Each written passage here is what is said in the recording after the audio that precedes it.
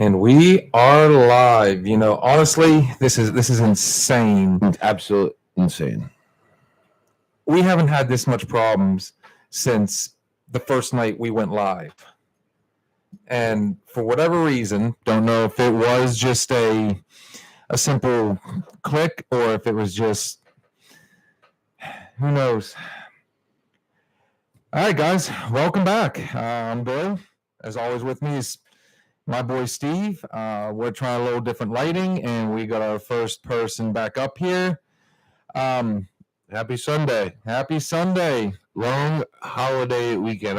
You realize a lot of motherfuckers been off since fucking Thursday? And now tomorrow they have to go back to work. Everybody has to go back to work with the world's worst hangover. Oh. So, that being said, let's go ahead and start off as we normally do. For all you people, if this is your first time watching our live, this is an open forum. We invite you guys to come on here and critique and talk and just join us for a drink and a chat, honestly. And before we truly get started, as always, I do my quick shout out to Steve's Diesel. Motherfucking Steve. Steve's Diesel Shop, LLC. For all you diesel drivers out there, questions, concern, problems with your vehicle, this is the man to talk to. As always, the number is 724-269-0477. I got a question about Steve's Diesel. Okay. What if my car's not a diesel and I still bring it to Steve? It says it right there, diesel. I mean, I'm sure he can tell you, something, but, he's a diesel shop. Does he do inspections? Probably on diesels. Good to know. Okay, so there you go. Killing me. Cheers. What are we doing tonight? We're doing the Bulleit bourbon. We're back on Bulleit. Cheers. Ooh. What's awesome is the way to start the night. Everything was going so good. We had wings, amazing wings from the Mustang just up the road. Great wings. Then when we went to go and find our beer, we were down at the Banks, and again, everything we say on here is just our opinion, but we discovered something that is like 20 times better than Corona, and that would be Pacifico. Yeah, enjoy your Miller Lite. Your Miller Lightweight. I already had a bunch of Pacificos. As with any cerveza, they do go good with lime. You can drink it straight up. Either way, I mean, that became a favorite down there. Honestly, that's just straight up, one up. Awesome stuff. Good to go. You ready for the week to start? No. Nope. Still feeling it. Kind of reeling a little bit. Still feeling it. Believe it or not, the one night you would expect everybody to drink was the one night,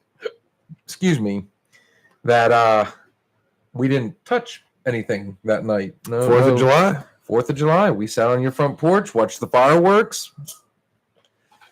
Just kind of ran with it, Friday, I mean, this was a pretty busy weekend. I kept you on your toes for certain. Yep. My boy here made sure to help me out, and, he had to do some muscle, seeing as how I still can't lift anything yet after a little minor shoulder surgery. We drank a lot of beer. I did find one of my new favorite drinks. What is that? It's the red tea. I'm hooked. I am hooked. It's Red Stag. It's like a green tea, but red. So what's the difference? Other than the color, red and green tea. One has Red Stag. One has Red Stag, and the other one has Jameson. A little bit different ingredients. Red Stag and me do not get along at all. So I just kind of on occasion, I'll sip on it, but I try to avoid that one in particular. I'm noticing that the older I get, I can't drink the same stuff that I used to. And the fun part is, I just recently started liking IPAs, and we've done a lot of IPAs on the show here, but man, just over the last few years, I mean, those are the ones that tend to mess me up the fastest, the worst. I feel the worst in the morning. I don't. I'm wondering if it's the sweeter drinks. I can't do them anymore, and if I do a sweet drink, I have to tone down the ingredients just a little bit to kind of. I don't know. It blows my mind that like some people are more sensitive to different liquors than other. Like, I mean, a shot of tequila has the same amount of alcohol, same amount of content in it, but the person that drinks it metabolizes it different, or maybe it fucks with their brainwaves differently. Like, I can't drink tequila. If I drink tequila, it is going to be a fucking long night. I know other people who can drink tons of tequila and they're fine. I can drink tequila and it doesn't affect me in the least. It really, I mean, obviously, like all alcohols, I mean, the more you drink, the more you kind of, hey, there she is. Hey, I can hear you now. We're thinking it might have been just the click of a button. So I don't know. Can you hear him just as well as you hear me? We're still trying to figure out what might have actually happened there. That we were originally going to go live at 7 and try. Okay, so we can hear. She can hear both of us. Good. It's the red button. Always remember the red button. Fucking red button. The red button. So yeah, we're talking about. Some people just can't drink certain shit. But why is that? Like, is there a medical reason? I'm gonna have to agree with you that I think it's the metabolism. Honestly, I think that it breaks down different. Like, seriously, if I smell tequila, I am fucking someone up. Like, I'm looking for a fight. It's like automatic. I don't want to do it, but that's why I kind of stay away from the Red Stag. Southern Comfort, another super sweet drink. Rare occasion, if I found out recently that when you do your mixers, like your rum and Coke, your Bacardi and Coke, your Jack and Coke, all that, when you add that Coke, even it hits you faster because of the added sugar. So that's why I tend to think, you and me both. So Southern Comfort was my drink of choice for a long time until I puked it up. Then, oh yeah, once you get sick on something, you really lose a taste for it. Calico Jack, you motherfucker. Man, I used to be real heavy into one of my favorite drinks was Code Red Mountain Dew. Used to love Code Red, and there was one night. What a shocker! This is way back in my early to mid 20s, alcohol was involved, and I ended up being sick after drinking, and ever since then, I can't do it. I really can't. I don't know. Booze is the worst. Booze. Vodka, man. I threw up vodka, and everybody loves vodka. I can't fucking do it. I threw it up one time. One time. I mean, I can do it in the Long Island. I can do tequila. I can do everything in Long Island because that's a hot mix. Oh God! But God forbid if I ever threw up a fucking Long Island, I could never drink those again. Honestly, I could say. Do you remember going to the garage? I think it was last year, or the year before. Okay. It's been a hot minute since I've been in the garage. I'm outside of my garage. There actually is a place. We're not going to, say locations or anything like that, but there was a place called the Garage, and we went in, and I believe your friend ordered a Long Island iced tea, and I tell you what, measurements went out the window with him. He just grabbed all the bottles, turned it upside down, filled the glass almost completely to the top, probably about 90% of the way, and then splashed the top with Dr. Pepper. Just literally, there was a splash, just changed a little bit of the color. And if you remember, that drink was so damn stout. How many times did we have to add Dr. Pepper before it finally? Oh yeah, it was That was definitely a rough one. You got your money's worth in booze. But you know what? Since we're talking about mixes and stuff, something for everybody. When you're making a mixed drink, you know, they say, oh, that one's going to be strong. That one's going to be, oh man, it's going to be so potent. It's not, you can't take, and this was a debate I had with somebody at work before. You can't take 2 shots of something, 280 proof. Let's just, for example, say tequila and vodka. You put it together, you're not getting 160 proof. Oh, the alcohol content, it's still 80. Yeah, 280s are still 80. 280s is still 80. If you had an 80 and a 40, you're not getting 120. Really, what's going on is you're doing more quantities of that particular APV. So if you're drinking a 9.0 beer and you drink 2 of them, you're not drinking 18.0. You're still drinking 9.0. Yeah. See, I mean, and it won't go any higher than the highest APV. So if you put a 40% and an 80, or I'm sorry, a 40 proof and an 80 proof together, your drink's not going to go above 80. You're just drinking more alcohol. Basically, instead of doing, oh, here's a shot, you just put 2 shots in one glass and then threw some stuff on top of it. And it'll just keep your breathalyzer a lot fucking hotter. Oh, yeah, it will. So, yeah. Oh, yeah, it will. But anyways, yeah, that's my little snippet on, debunking the myth. Debunking the myth is a good way to put it. Debunking the myth. I personally, I like to mix around with stuff. I like to play mad scientist and figure out different ways. And it's just like going to a restaurant to eat. The food's good. You can always make it better from home. So when you're mixing your drink, A, it's cheaper to do it from home. Mm-hmm. B, I think, you get a better quality. And for example, let's bring up my Bahama Mama. I mean, I we threw a video on here a couple weeks ago. Yep, how to make a gallon of Bahama Mama. How to make a full gallon. I think was that a gallon or was that 3 gallons? It might have been just 1 gallon. But proportionate. Yeah. And it came out freaking spot on. I personally think when you're making drinks, keep it simple.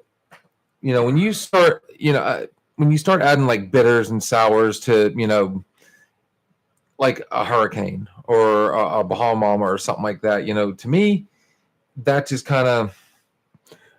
No, I do like a good complex drink once in a while, like something.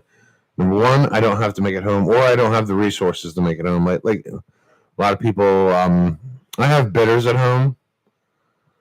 Not all people have bitters. So I will go to a place, and if it's something I usually can't just like get all the time, I will try it. You know what I mean? Just because I don't keep it at home, it's like a rando thing. Does that make sense? It does. Again, it comes down to everybody's taste, honestly. Some people do like the bitters, but for me,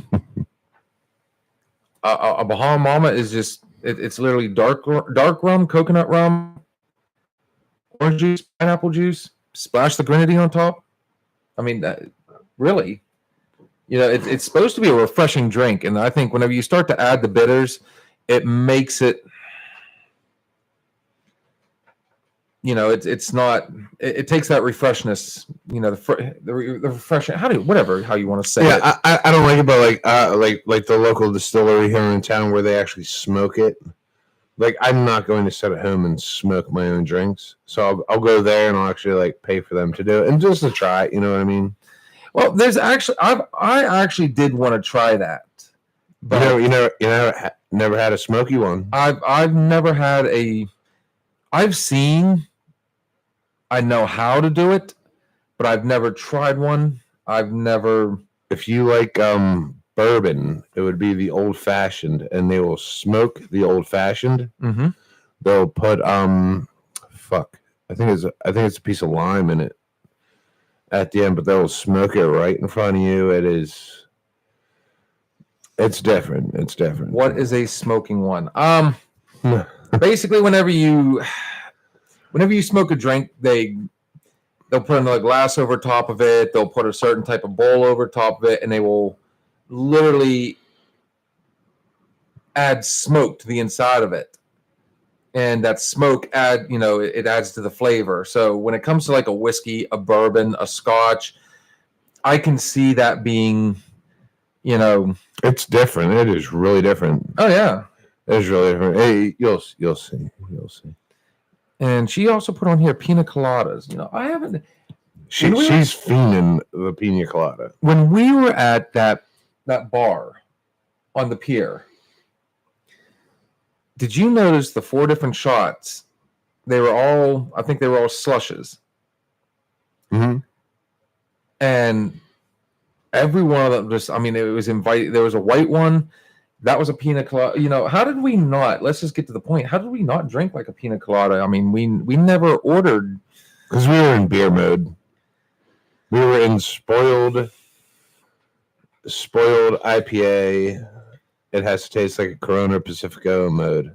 Well, I totally forgot about our womanly frozen drink side. Womanly. Yeah. Yeah, we totally forgot our fucking slushies. I'm not all about the I would have slushed it up. The local gas stations here will do the adult slushy. Yeah. I can't. If I'm going to drink, I want to just go ahead and drink it. I don't want to sit there and, brain freeze and it's the crazy thing, man, like, all right, so we did not have the slushies until COVID.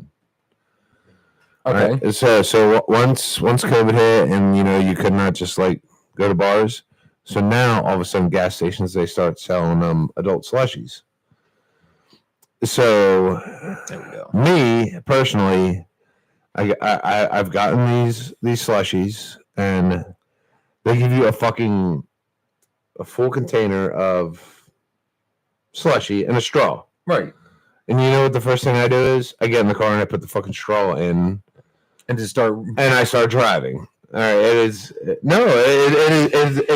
is like it's telling you to drink and drive, like. But we are not promoting drinking and driving. No. Oh my God, by no means. But it's like it is a good thing I have it, defaulted now to where this is not, child appropriate. Yeah, but no. But by the time I get home, it would start melting. So you know what I'm going to do when I get in the car? I put the straw in and I start fucking drinking it. That's honesty. And I've watched people, right? So I'm in line at the gas station, and I watch other folks in front of me, and they get their slushies. So I'm like, all right, am I just a dickhead that like gets in the car and puts a straw in it? I watch other people. They leave the gas station, they get in their car, and they don't even put that shit in a fucking cup holder, and they're already drinking it. Like they're putting the straw in at the counter. Obviously, I like to drink as much as the next person, but right. I'm not so bad off that I have to start hitting it immediately. They say good things come to those who wait. I'm perfectly content waiting until I get to my little man cave I got going on here. Oh yeah. And just kind of sitting back and chilling. Hang on, we got another one. Not the kind from the machine. You make them yourself. The fresh pineapple, coconut cream, rum. Maraschino cherries, ice, blend it, so good. And yet, she didn't want to try, it was wine. This is wine. Honestly, I could have made a Bahama Mama last night. You are knee fucking me something hard over here, dude. It's all right. It's just my knee. I hope. So, you've brought up the pina colada, you've brought up, your own type of slushy and everything, which, I mean, you basically made a tropical blend slushy. I'm getting there. What? I guess, let's ask our viewers out here, what is your drink of choice when you're out and about? What really kind of... Oh, I got one for you. Go ahead. The other night you got a sneak attack on a blueberry beer.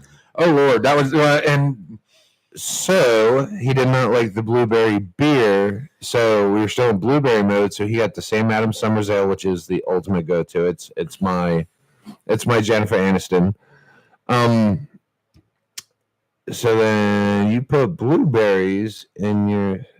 we did that as a joke, and it turned out actually really good. I was kind of surprised. It wasn't bad. That particular beer that she poured me that night, and she did it by mistake because I guess other people had been ordering them. Basically, that's one of their hot sellers.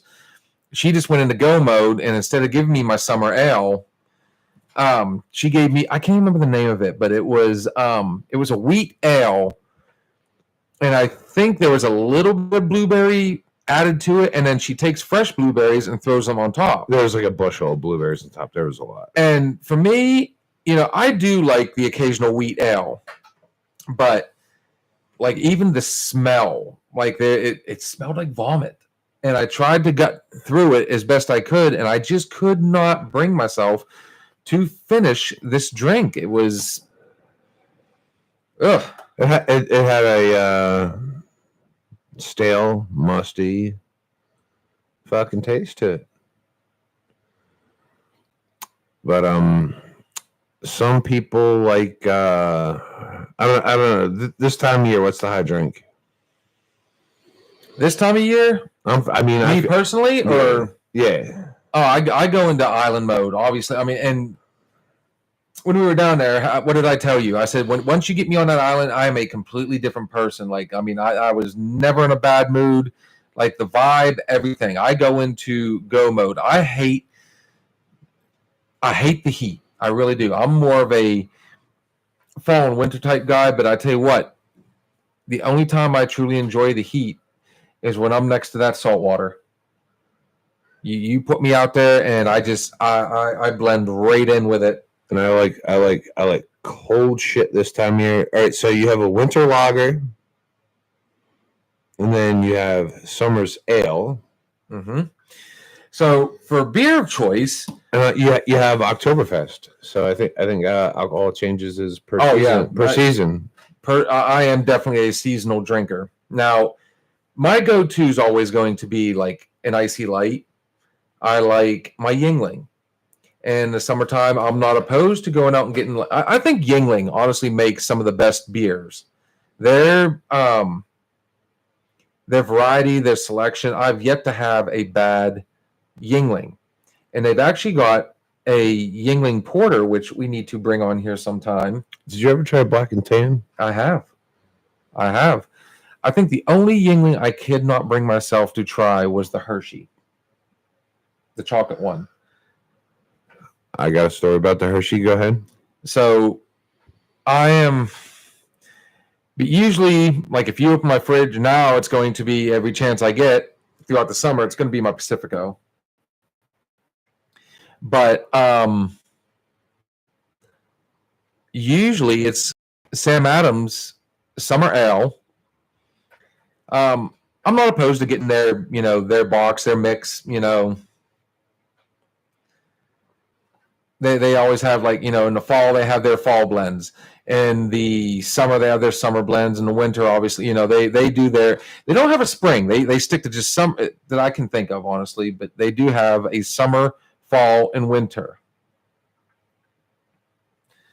So, but definitely, my go-to when I'm not drinking my normal domestic is Sam Adams Summer Ale. And then come October, it's going to be Yuengling Oktoberfest.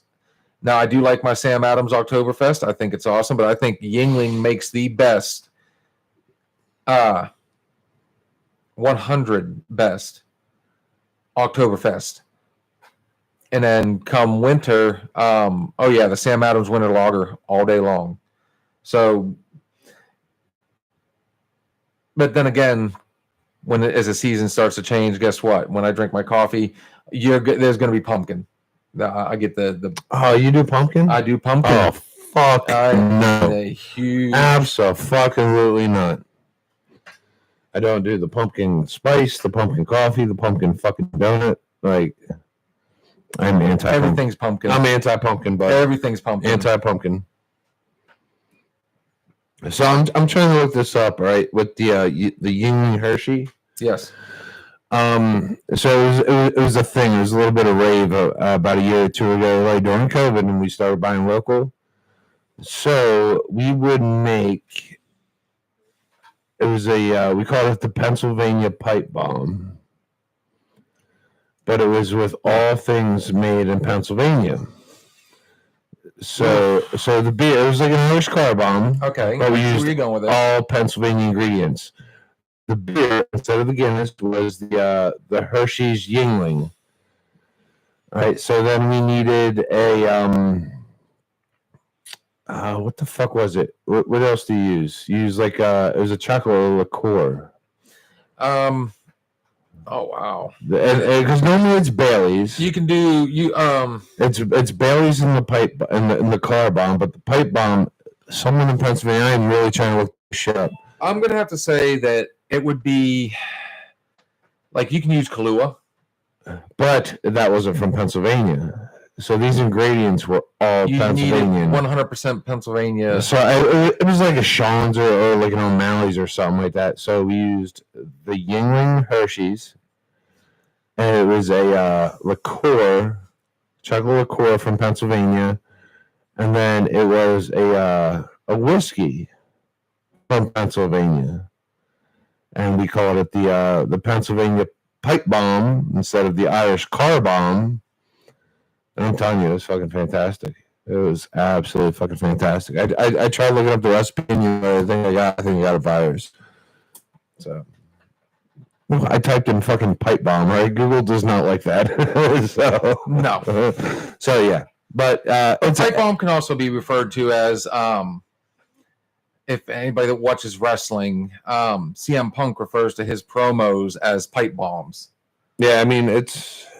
He goes in there and just basically blasts them with truth, and usually it's not very kind. So when I think of a pipe bomb now, that's what I'm thinking, pipe bomb, mic drop, Pipe dream. I got that so bad. Carry on, amigo. I'm on it. So anyways, yeah, he's still got me kind of twisted up on trying to figure out what the other Pennsylvania drink would be.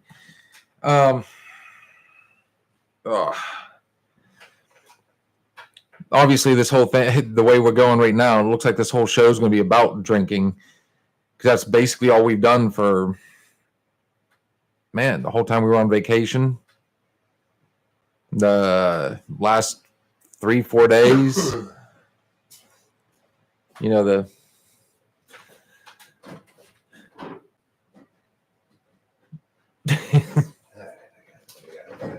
solid? Yep. You back? I take a leak. All right, so for the next show, I'm looking up this fucking Pennsylvania Pipe Bomb. We're doing them right here on the show. That's how we're gonna start the next one off. We're gonna start them off with the Pennsylvania Pipe Bomb. I'd be game for that. I'm gonna bring it back. Of course, like I said, we need to start throwing out some videos and stuff. Something shorter than our lives. That way, people kind of see what we got going on. Kind of give them an idea of what they're getting into whenever they. But we're on the quest for subscribers and likes, because apparently that those things they make us better. They make us better. They give us more access to do more things, not just for us, but for you guys. Oh, they definitely improve. Yeah.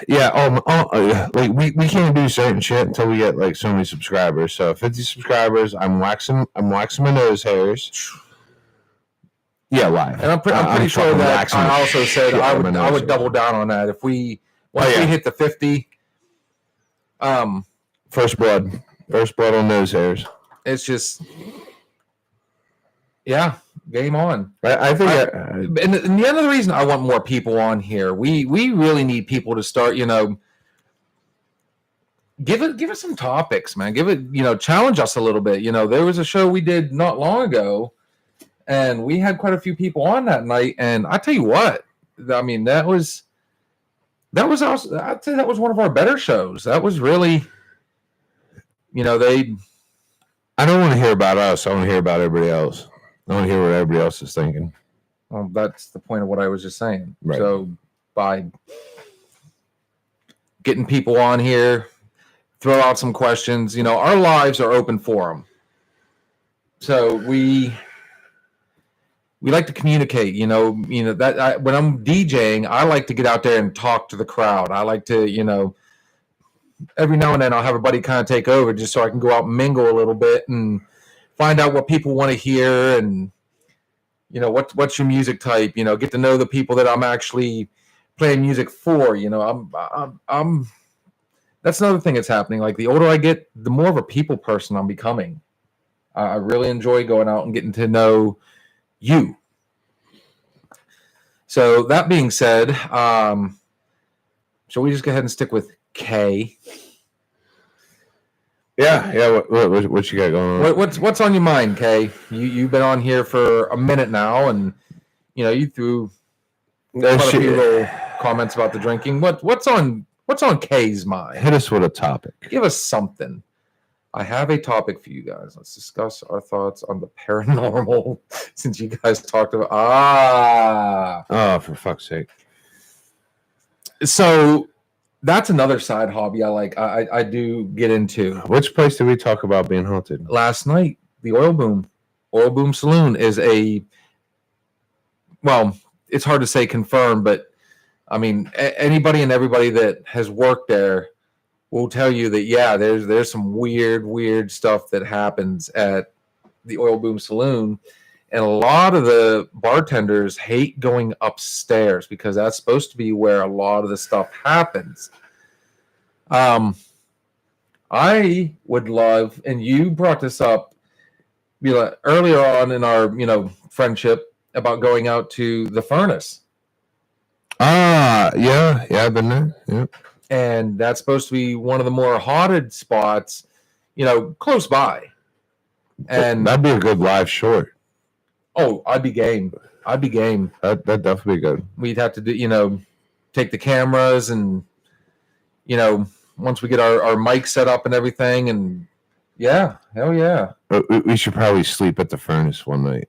Just one night. Bring the truck, sleep in the back at the Furnace, and see if we come back. So, I took my wife to Gettysburg one year for our anniversary. Okay. Got a really nice, room and everything. And basically all day Saturday, we went and we toured the battlefields. And that night, we went on a haunted ghost tour. Ooh. And this is where the more subscribers come into play, because I'd be able to do a little bit more. We get more opportunities. I'd love to show you guys this picture and get everybody's opinion. And some people have seen it immediately. Some people don't see it at all. I mean, it might be just a matter of perception, but some people don't want to believe. So what happened was, I'm gonna have to look up the name of the woman, but she was shot when I think it was Confederate soldiers had come through the town, and she actually got shot. The bullet went right through the door and killed her while she was actually making bread with her mother, and it hit her right in the back. And so she's totally a guess. Oh yeah, they I actually got pictures of the door too. The bullet holes in the doors are still there. I got goosebumps just thinking about it. So what's interesting about this? She I'm trying to remember which big, how Discovery and AMC and all them have their paranormal ghost shows and everything. These guys went in there, And I wish I could remember. Man, I got to start fact checking a lot of this again so I can not be so choppy. But they went in, and the one guy was absolutely trying to instigate because it's also supposed to be haunted by her father, who is very protective of his daughter. And inside the house, they actually have mannequins set up of, it's supposed to be, representation of, the people that inhabited the house. And one of the guys went over and started messing with the mannequin. And while he was doing so, it was supposed to be right there, on camera, everything. He jumped and screamed that somebody had just pinched him. And it pinched him in the upper thigh.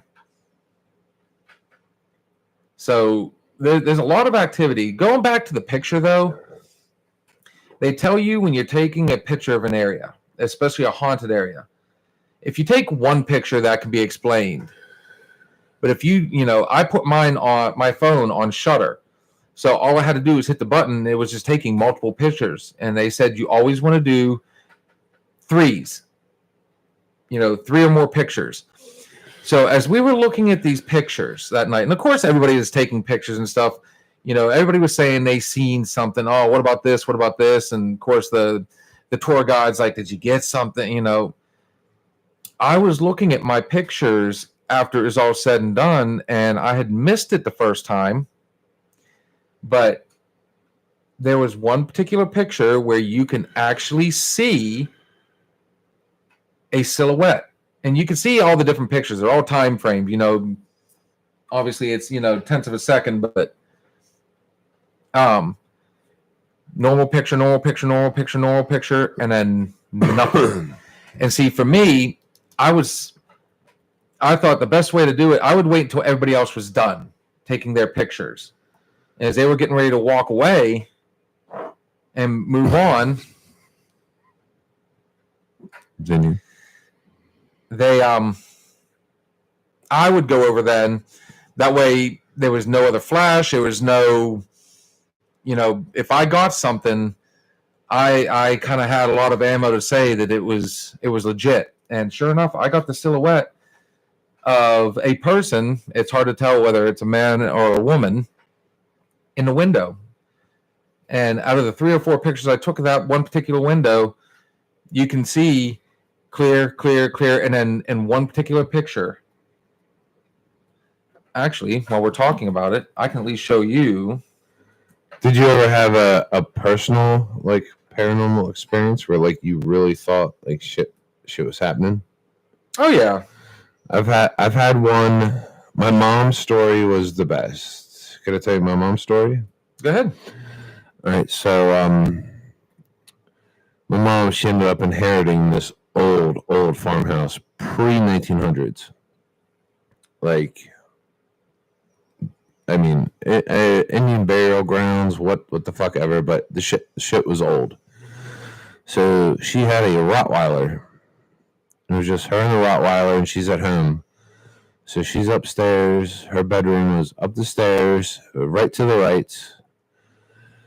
And so she's laying in bed one night, and the dog Rottweiler,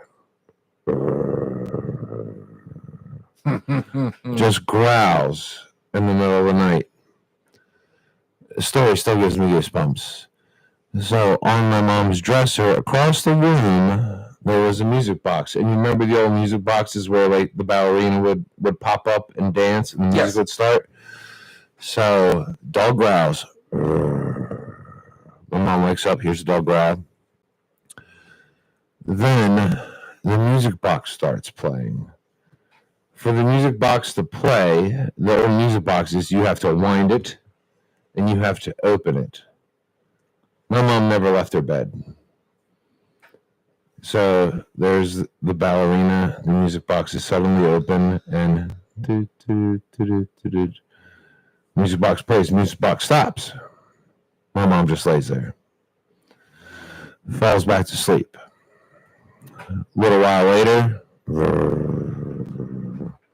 dog starts growling again. What happens? Music box. Starts playing again. So now she's like, all right, somebody's in my house, somebody's in my room. What do? You don't fucking move. So here we go again. A little while later. Ruff, ruff. Dog gets, somebody's there. Music box again. So right now, my mom's like, that's it. It's curtains. Like, I'm laying here. I'm going to die in my sleep. She falls asleep. Nothing else happens. She wakes up in the morning, looks across her bedroom. Music box open. Ballerina standing straight up.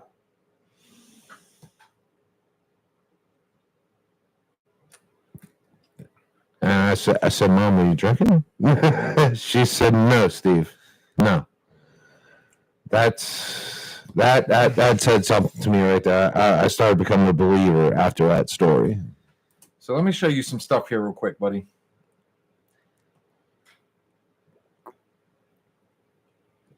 Actually, all three of these shoot. I don't have the other three, but what I did was I blew them up and was circling where the the apparition's supposed to be. Okay, I'm seeing it. So fuck! It gets even better. So there's a little further away, but if you move in, you can see it right there. Fuck, dude, I got goosebumps all over. Look at that. That's each picture. My nips are harder than a diamond right now. So here's the picture in full without the circle. So at first glance, I just happened to notice something, but when you zoom in and look, right there it is. Oop. There's the two eyes, the mouth.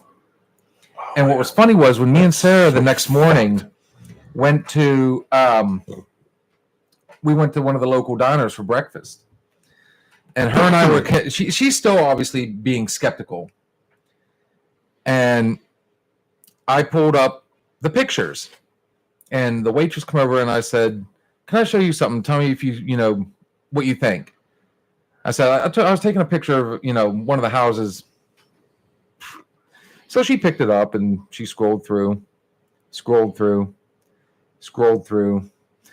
got to that picture, and immediately she set the phone down and goes, "Ooh, nope, I'm done. Not feeling it."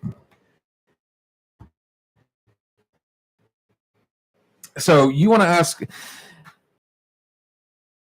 I have that little Jameson sitting on my bar over there, my liquor cabinet. Me and Kurt, back in the day, there was three of us. We were literally a true tripod. Like we were, me and Spike hung out more, but that was back when Kurt, he stayed busy all the time. Very rarely got a chance to hang out. And our friend Dennis Foreman, he was nicknamed Spike because of his love of mohawks. And he had a true 80s punk mohawk. And he dyed it blue, the whole deal. Well, unfortunately, Spike lost his battle with mental health about a year before I moved back up here. And that's how me and Kurt kind of, I was just to make sure it was him. I found it on Facebook. It was the same picture as in the paper. I went through his friends list. Sure enough, Kurt was there. That's how we started hanging out. So there was one night, and Connor was out here with us. So he saw this. And the more and more we talked about Spike, just interesting stuff started happening out here. Like literally, the door, which everybody can see directly behind me, would open on its own. Now, one could say, okay, just going in and out to use the bathroom or whatever, might not have shut it the whole way, but it was starting to become more and more frequent. We would come in here and certain stuff would be, dude, did you leave that out? No, I didn't, like we'd be messing around with Mike, something. There's just weird stuff. Stuff would fall off the wall. I've got the previous owner was a carpenter, so he has all sorts of old saw blades and stuff hanging above the door back there, and like they would just fall. It was getting really weird. So one night in particular, I was joking around. And it was not long after, I think that particular night, the door had opened. Didn't think anything of it. So we constantly was joking around that Spike was here. And this kind of actually bothered Kurt that, I had done this. And I just went, you know what, Spike, if you're here, let us know. Give us something. He goes, dude, maybe you don't need to be, messing around with stuff like that. A shot glass, just like this one. I have an abundance of these. We're sitting on the bar with nothing in it. And me and Kurt saw it first because we were talking, and all of a sudden it just moved. Shut the fuck up. It literally went about 2-3 inches and then stopped. And at first we're kind of looking at it like, that was really odd. And, sometimes like if you have like say there's liquid underneath it, it condenses something. So surface to water, you set it down, it's going to move on its own. Yeah, but this was on my ghost command. The shot glass was dry. It was just, there was nothing on the bar. And so I was joking around. I'm never going to sleep tonight. And I went, Spike, if you are in here, do that again. And Kurt, again, he's like, dude, I don't think you should be, and as we're talking, Connor was the first one to notice it. He starts immediately pointing, and the shot glass, my son saw this. The shot glass moved again. Oh, for fuck's sake. And you fall asleep out here every now and then. I probably got like... So do I believe in ghosts? Yes. Do I have a fascination with it? Yes, I do. So when it comes to paranormal, honestly, I am a believer in, it doesn't have to happen somewhere. I do believe that ghosts will travel. And I truly, and the weird thing is, since me and Kurt haven't hung out in, over a year now. Right. What's weird is everything's, it's, I haven't had any weird experiences in here since. Nothing's happened.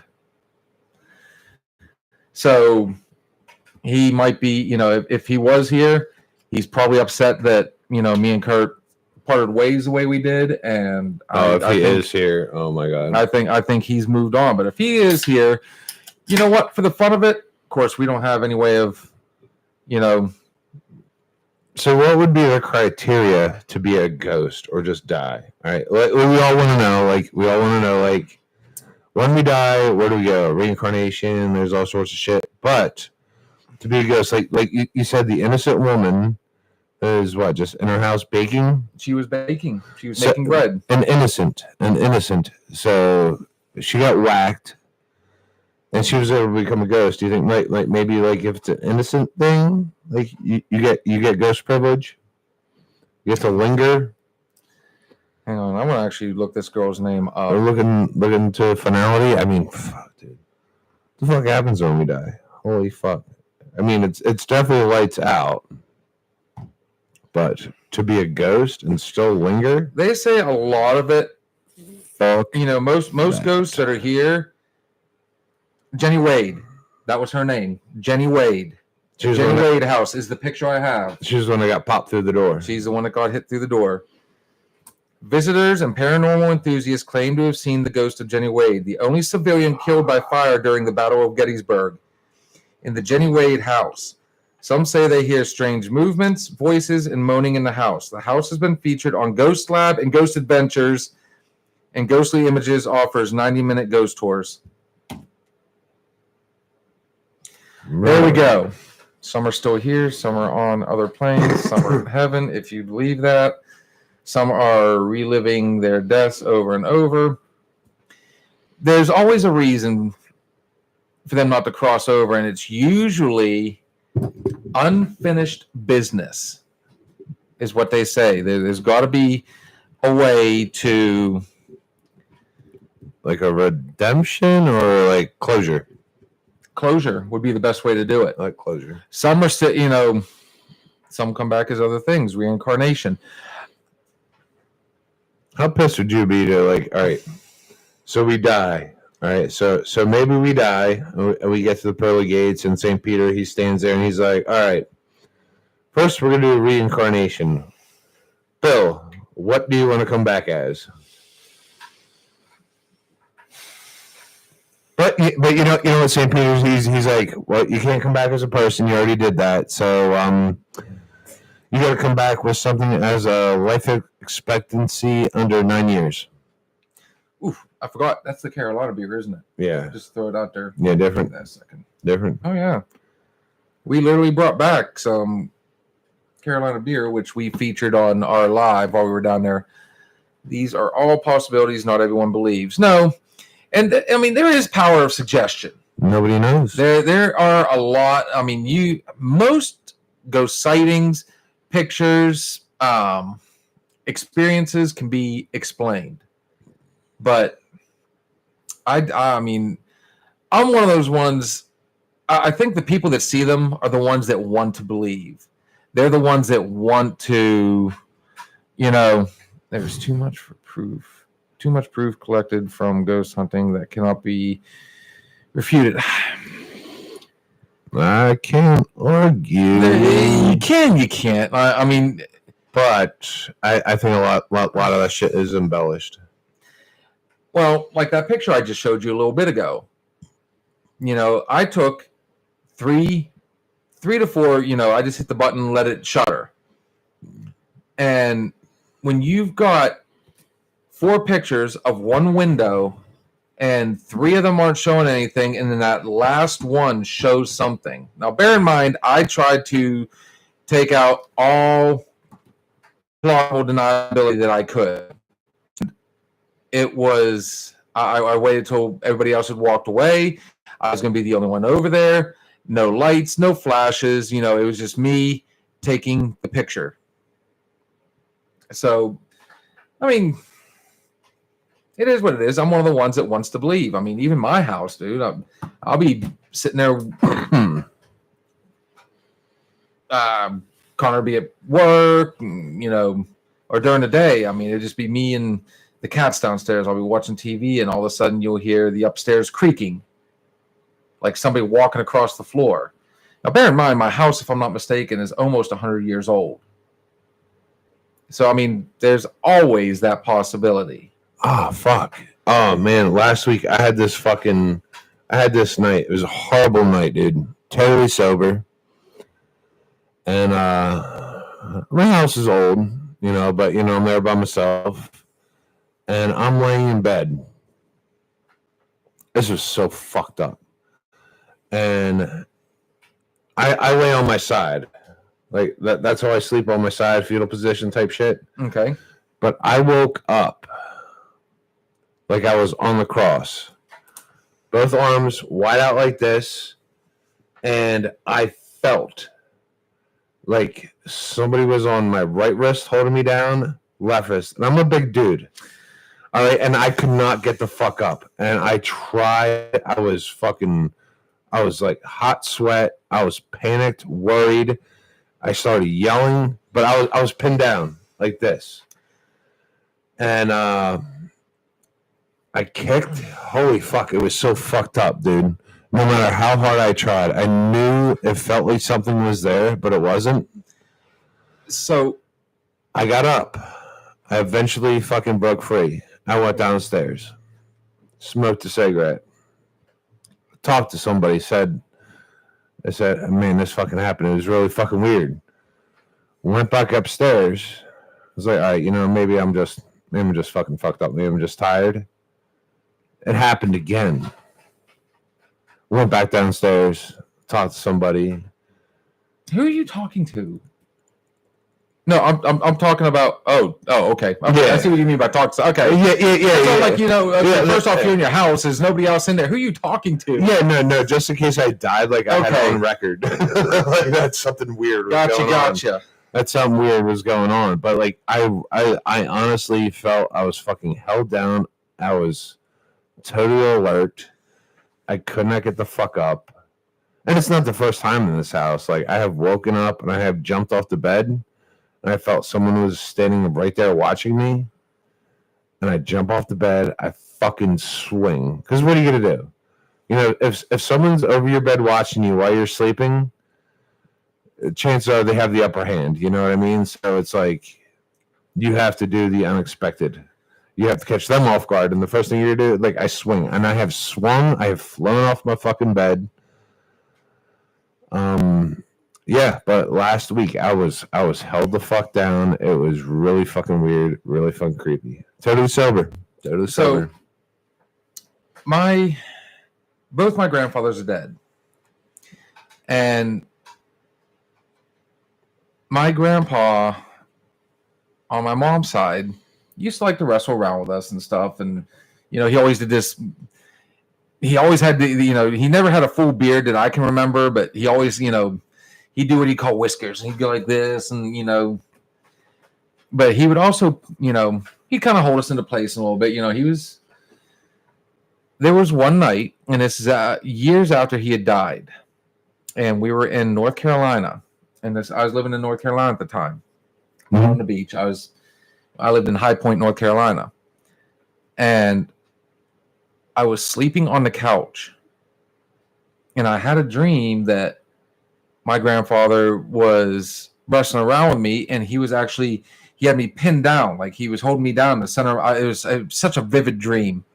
Like he was holding me down like this.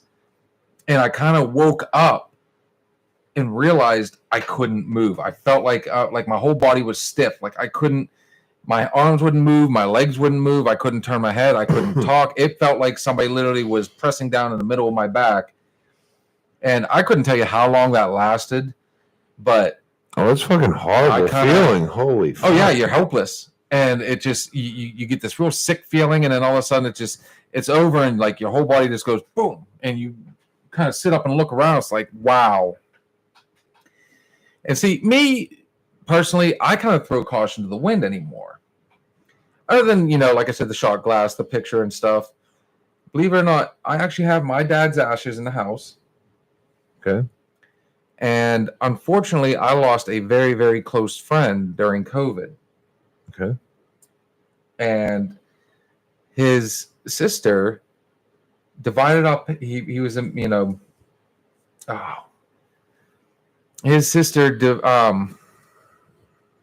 divided up his ashes,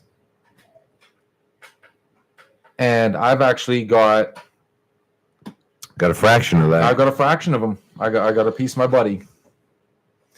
And knowing him with his sense of humor, I can only imagine which way he went with that. Oh shit! But I watch a lot of scary movies. I love horror movies. I'm a big horror movie buff. I'm constantly watching, whatever show, Paranormal Activity. I hate that movie actually. I think it's stupid, but I'm real big into like the Ghost Hunters and stuff like that. I loved Josh Gates and Destination Truth. That was one of my favorite shows. Now he's got like a Expedition Unknown or something like that. But he, that's just any chance I get to go and actually do a full ghost tour or an investigation. I would love to be able to do that. And I wouldn't need all the high-tech stuff. I don't want, all that stuff. I want to keep it simple.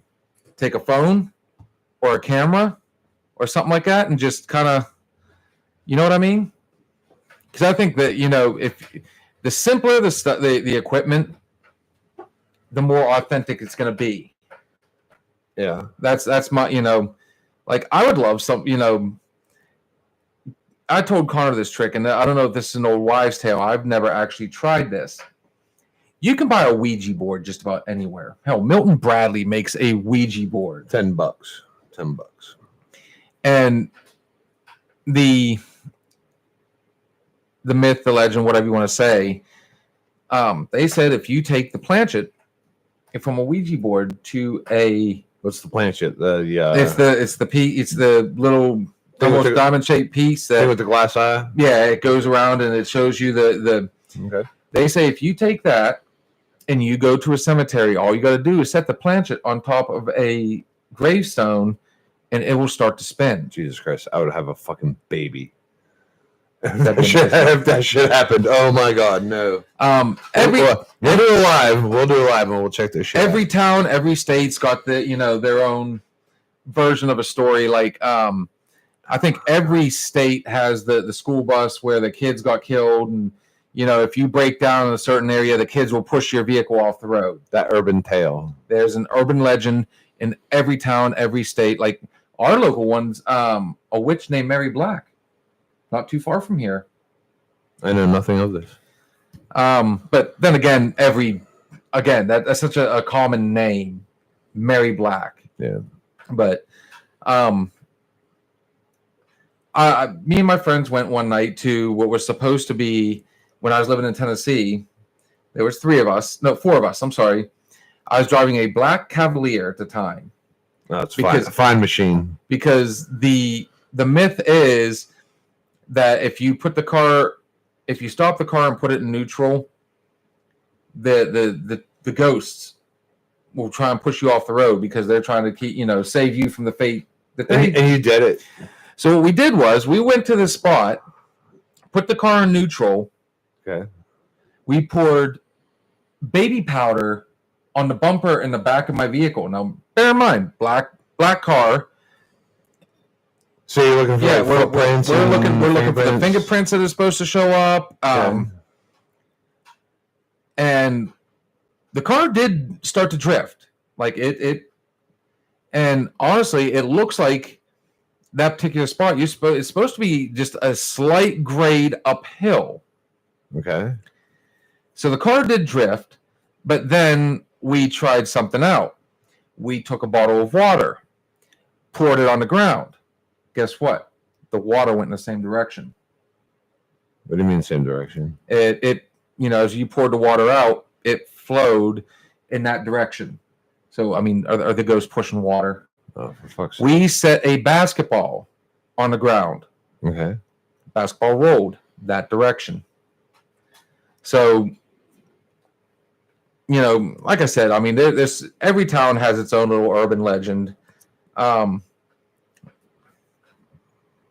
gone out, it's a fun hobby. It really is. I like to go and see movie sites, famous horror movie sites. Evans City's not that far from here. So I've been to the cemetery, I don't know how many times where they filmed Night of the Living Dead, the original. Right. I do find a fascination in that. I really do.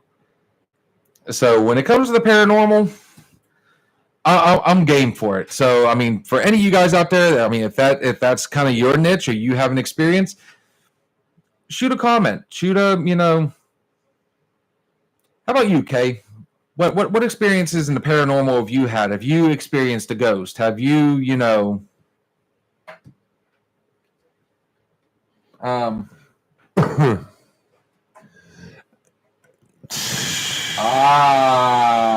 I don't know about that one. I don't want to go looking for it, but you know what? At the same point, like, I want some kind of fucking closure. So to know, like, if this shit is fucking real or not. That right there. Okay, so we just had another friend message us.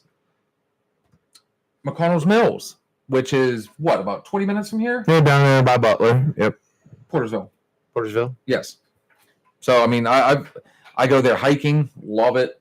Awesome fishing, awesome hiking, amazing area, and it does have a red covered bridge. Bill, we got to do a live from one of these motherfuckers. Like, we got to take this as a challenge.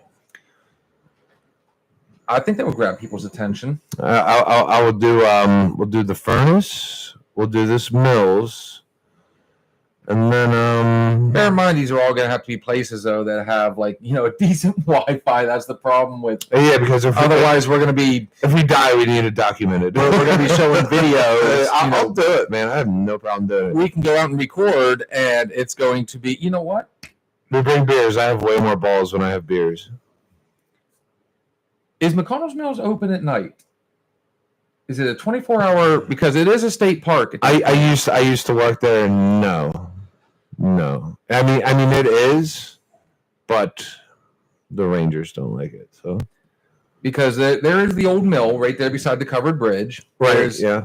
What is it? Hell's Hollow. Hell's Hollow is down the It's road. supposed to be a haunted area. You know, a lot of people have seen some stuff. There's a haunted house on the way to Hell's Hollow. I worked there for the state park, and I used to drive around these places all the time, maintain them. The only places we did not maintain was this one house on the way to Hell's Hollow. And if you go there, there's a mannequin in the middle window, a woman mannequin, and she's just standing there looking out the door. So every day I would drive by because I'd go down and empty out the garbage at Hell's Hollow. By the way, we're at hour 1. It's time to hit it. But there is a woman. We will do it live and maybe what do we call it? Debunk the myth. Honestly, yeah. I mean, Debunk the myth. You know, most ghost hunters go out there because they want to find ghosts. Yeah, we're not ghost hunters. Maybe we need to go out there and truth seekers and just say, hey, let's, you know, I've got a picture of a bridge where you're supposed to be able to see. The problem is that, you know, there's a lot of debunk on this, but there's a bridge in Gettysburg that was, you know, I took multiple pictures of this and didn't see anything, but you're supposed to be, see, I get to, they said you're supposed to be able to see the ghosts of soldiers that have hung from this bridge. Now, the problem is that's not the bridge that I'm taking a picture of was not the original bridge. So I'm going back to Innocence. Hang on, we got a couple messages here. I've seen several people I've known that are passed away. Very heavy, I think, older lady shake me in my bed, yelling at me to wake up, and I was so scared I couldn't move. Dude, I mean, I am. I've got more, but too much to type. Okay. Noted. No, like I want a reason to believe, and I want a reason to not believe. Like, but I don't have like, I'm on the wall. So I tell you what, I think you and I need to, and we got a nice little cash jar over there. I think we need to go ahead and find ourselves a Ouija board, and the first thing we need to try. And let's do it during the day. Oh, I'm fucking 100% during the day. Okay. The grave shit. Well, we're not allowed. The local graveyards, we're not allowed to walk around at night. They have a closing time. So if you want, we can either wait and do it during the day, or we can go when it's really close to dusk, like around 8, 9-ish, right when the sun's getting ready to go down. Right when the dead start waking up. Let's go over and let's take the planchette and.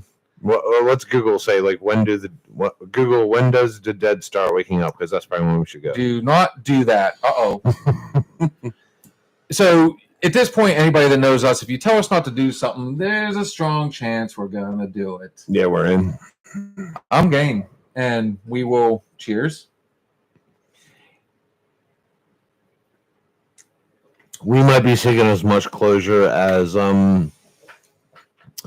those who have passed before us. So I'm super curious. You do not know who or what you are inviting into your space. Well, True story. this is true. True story. But then again, motherfuckers just held me down for like an hour. As he said, so. We are truth seekers. You need to use protection. Well, I have kids, so that was out. Trojans. We will wear protection before we go. I'll wear a cross. But remember, you yourself said a little while ago that, you know, if you believe in that, so what protection really is there? You're basically going in there, and I mean, if it's open door and you, I mean, fucking, I don't think there's any protection against. I would like to go something that can live beyond death. And if any, you know, we had one person message us to say McConnell's Mill. So apparently she is watching, but she must be having problems messaging. No, she's just using a phone. It's cool. It's cool. Oh, cool. No worries. I want to know what happens when you go over McConnell's Mills Bridge. These are the directions. You over the bridge, you park to the left, and you just wait. What the fuck am I waiting for? I don't know. I know nothing about a McConnell's Mills ghost. There's supposed to be, again, too much to type, but you can look up for protection. I'm pretty sure if I just go over there and say plant it on top of a tombstone, if it starts spinning, then it's We're just fucking out. We're fucking running. Oh, I'm not, because we're gonna make sure that bad boy's on there, and I want to. I'm fucking. If you've got a myth, if you've got an urban legend or something you want to try and debunk, hell, I mean, I'm game for this. This might be a good way to like reach out to people and just let them, hey. So we heard this. Don't try this at home. Don't try this at home. Yeah, fuck no, don't do it, because you know what? Oh my god. So tomorrow Ouija board, and then I'm gonna order a Ouija. So how do we pick? I'd preferably not want to do anything that's by Milton Bradley. How do we? The same people that do shoots and ladders, coming up with a Ouija board. Now I'm game. All right. So now we get our planchette, we got our Ouija board, and we got there to the grave sites. We're not going to take the Ouija board itself. Just the thingamajigger. I just want to take the planchette out there. I want to set it on top of a tombstone, and if it starts to spin, it's going to be hard to debunk that. So now, all right, I don't want to desecrate nobody's grave. Nobody. No, there's no desecration. So now we got there to the cemetery. Now we have to pick a tombstone. Who do we pick? I think we go old. I think we go old. Oh, and there's plenty of them out there. I think we go like the one little tiny ones that were like killed by fucking Indians or some shit. Do you remember? Do you remember on the way? Every time we go to the oil boom, we take that one particular route.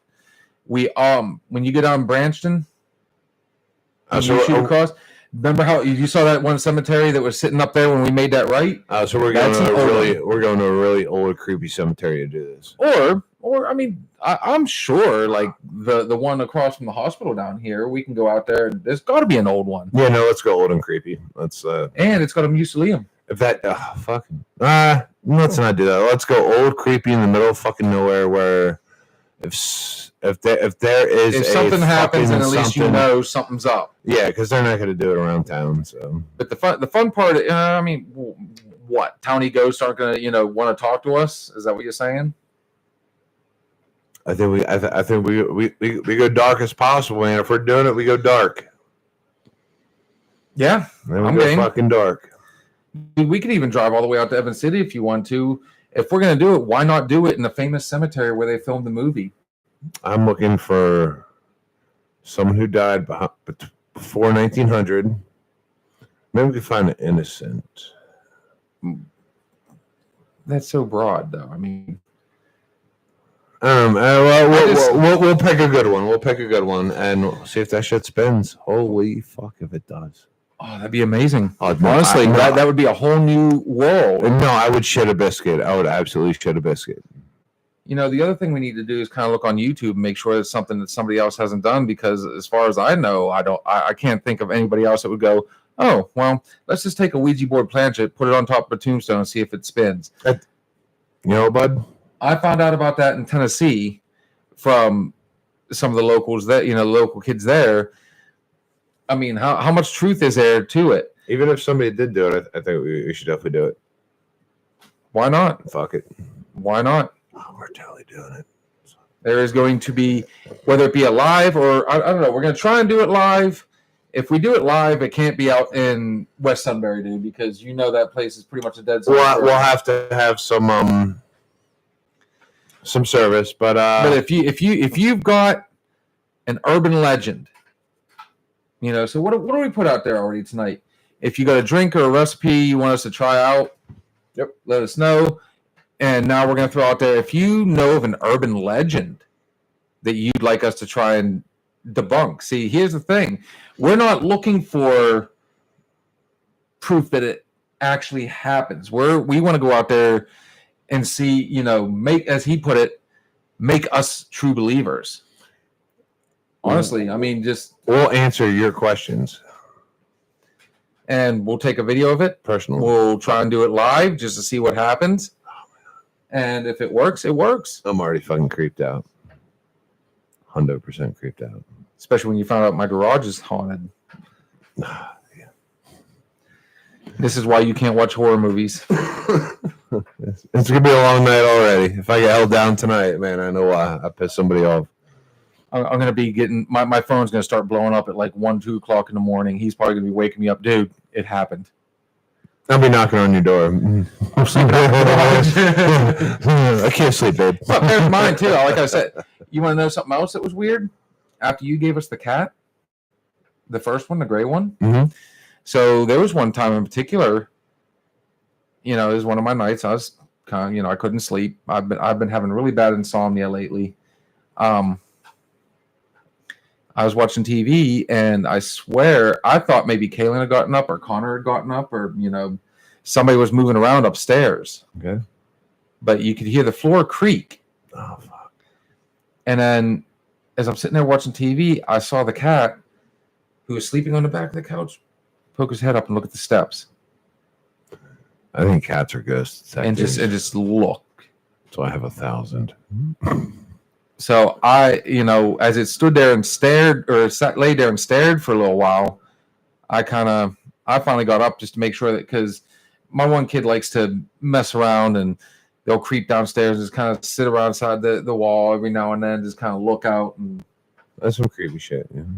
So I went over and there was nothing there. I really have, man. I'm not gonna lie. Ever since they told me about the always take 3 pictures.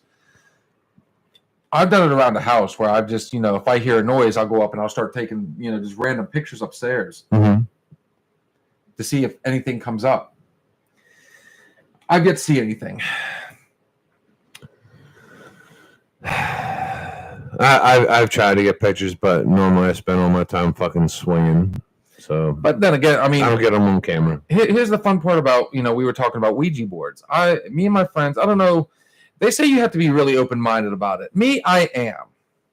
Okay, I want to believe that there is a way to talk to the dead.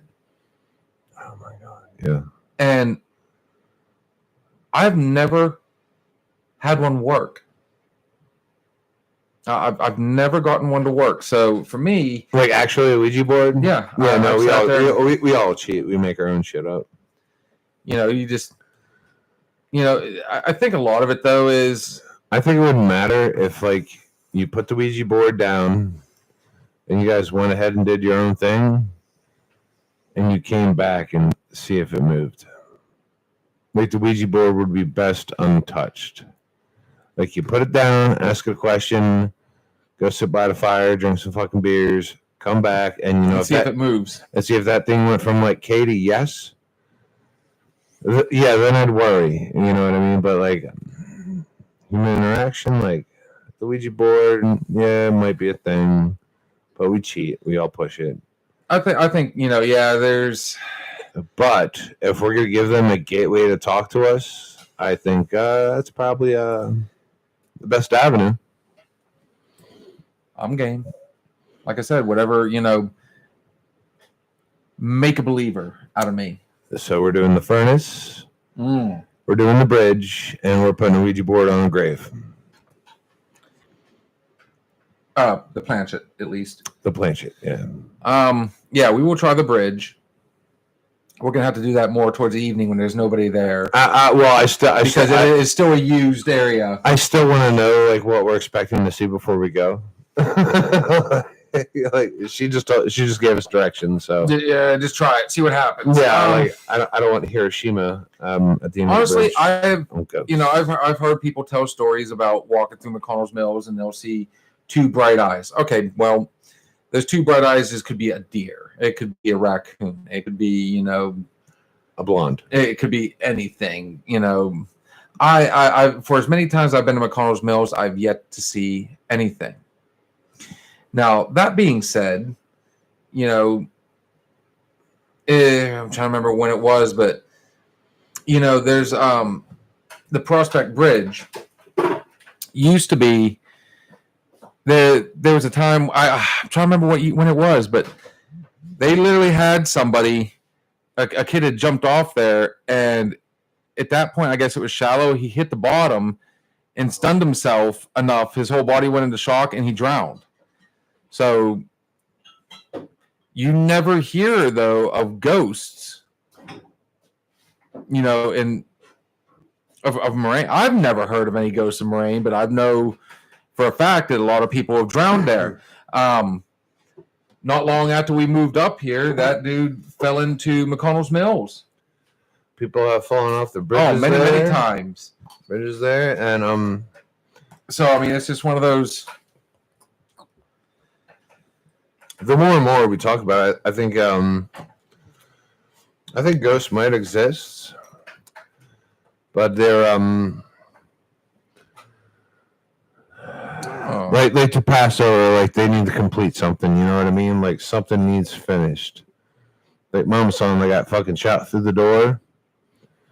She didn't complete something. Those motherfuckers out hanging off the bridge, they didn't complete something. I think before you can fully cross over, you need to complete something. Maybe that's why you're a ghost, and maybe that's why you just straight up die. Well, when you think about it too, you know, I have yet to hear anything about the point at Ocracoke Island where Blackbeard was, you know, we were trying to find time to get out there. We never got to, but what, you know, I've yet to hear any stories of Blackbeard's ghost, you know, roaming where they executed him, where they captured and executed him. Well, something about Blackbeard, man, he doesn't deserve to be a ghost. He killed so many motherfuckers, like he doesn't get a second life. So I don't believe there's a ghost for him.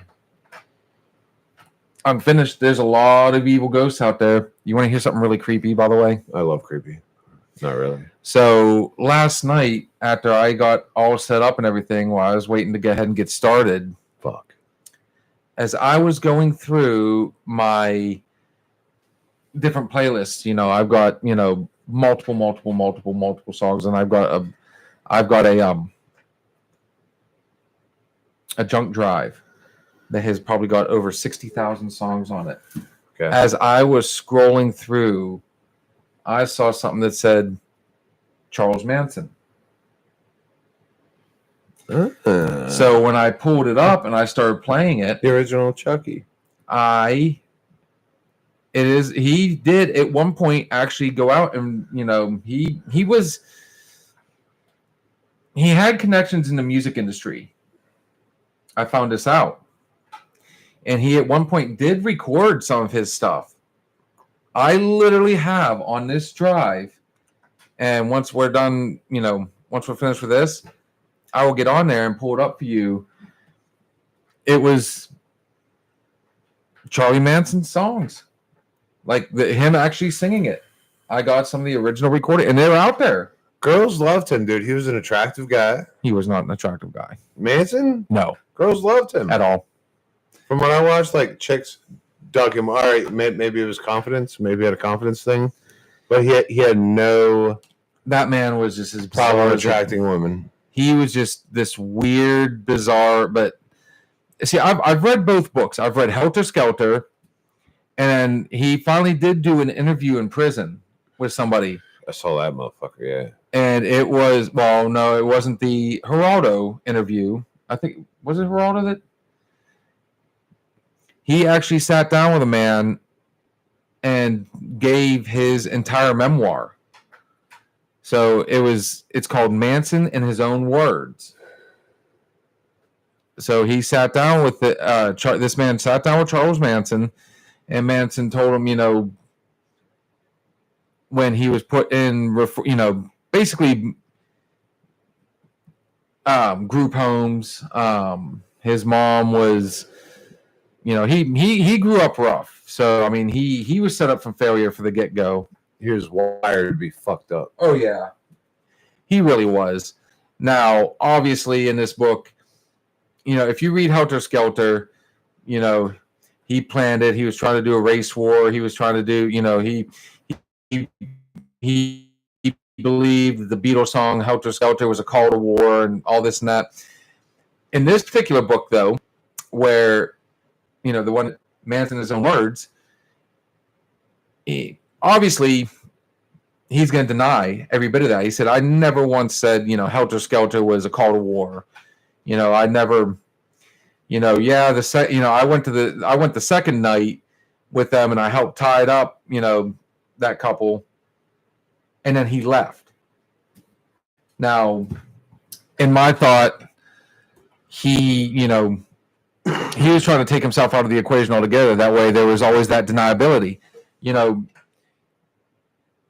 I didn't know about it. I didn't know they were going to do that. I wasn't there. I never told him to kill them. I never, he was, if there's anything, he was a master manipulator for sure. Okay. 100. He was, It's probably And like a at a time where, like, I don't know, I guess you can use the word hippie. I mean, they looked for that freedom. They looked for that, they wanted that freedom life. They wanted just to, they wanted to be that chill, let's do peyote, smoke weed, and, music. And he used that to lure everybody in. I love that you said master manipulator. So it's like master manipulator, psychopath, narcissist, Sociopath, someone who knows the answer to everything. basically. Yeah. This is like the recipe for a serial killer. I'm of two minds. I'm that type of person who wants to give everybody a chance. Mm-hmm. And do I think his hands are clean in it? By no means whatsoever. But I don't know. Like I said, I'm of two minds. I mean, if you watch his interviews and listen to what he has to say and all this other, and from what people, the people that were actually a part of his, the Manson family, Spawn Ranch, whatever, however you want to look at it, they all said the same thing, that he was, he was no Jim Jones. That's for sure. Right. But I guess there's a lot of similarities between those two as well. I mean, really. I'm just like trying to like put together the fabric on like.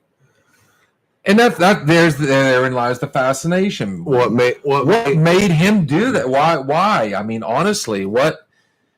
I mean, you got your biggies, you got your Dahmer, you got your Manson, you got fucking Boston guy, like the Boston Strangler. Like after you kill, the son of Sam. Yeah, after you kill, if it excites you, I think you're truly fucked up and you're a serial killer. But like after you kill and you feel remorse or bad and shit like that, like you're not a serial killer. But like if you get excitement from taking a life, so you're fucked up.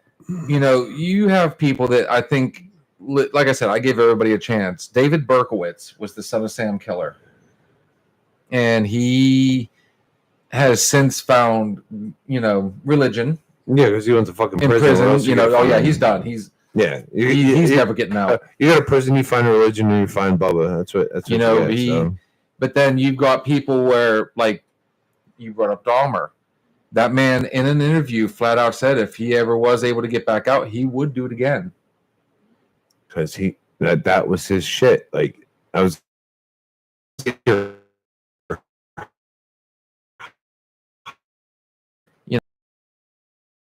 The one that really kind of triggers me up, the Zodiac.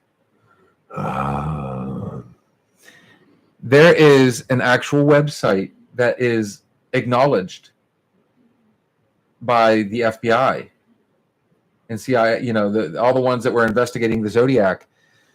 And I think it's simple as thezodiackiller.com. They will show you copies of all his letters and stuff. And what makes it really fun, the fascination, they try to, you try and decipher it. And I'm sure every one of us will look at it and say, man, they went the wrong way with that. Look, there's this, and this.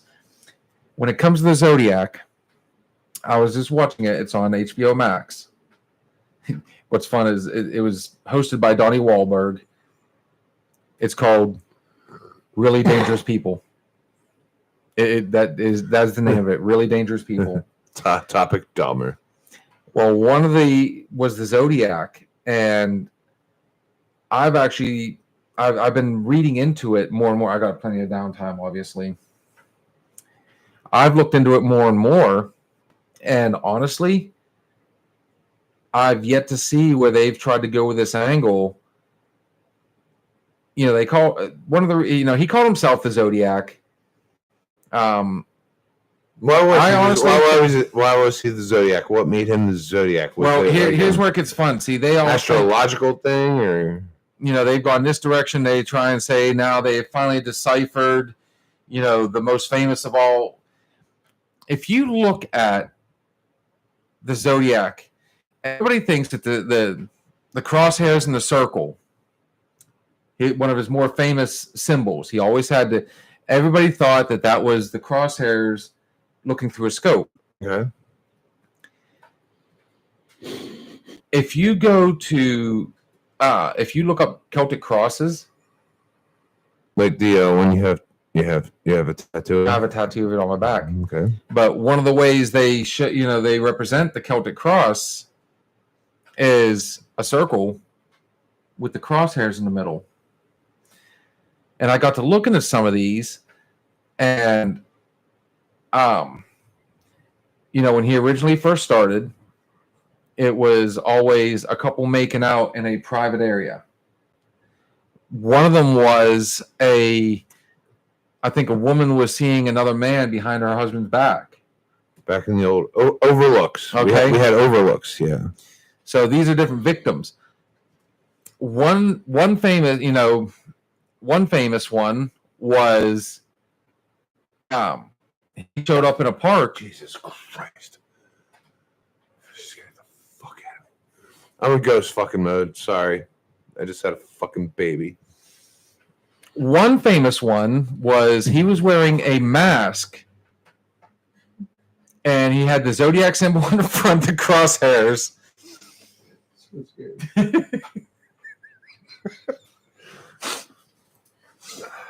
Go ahead. He had the famous Zodiac symbol on the front. And one of the things I noticed is he kind of looked like a monk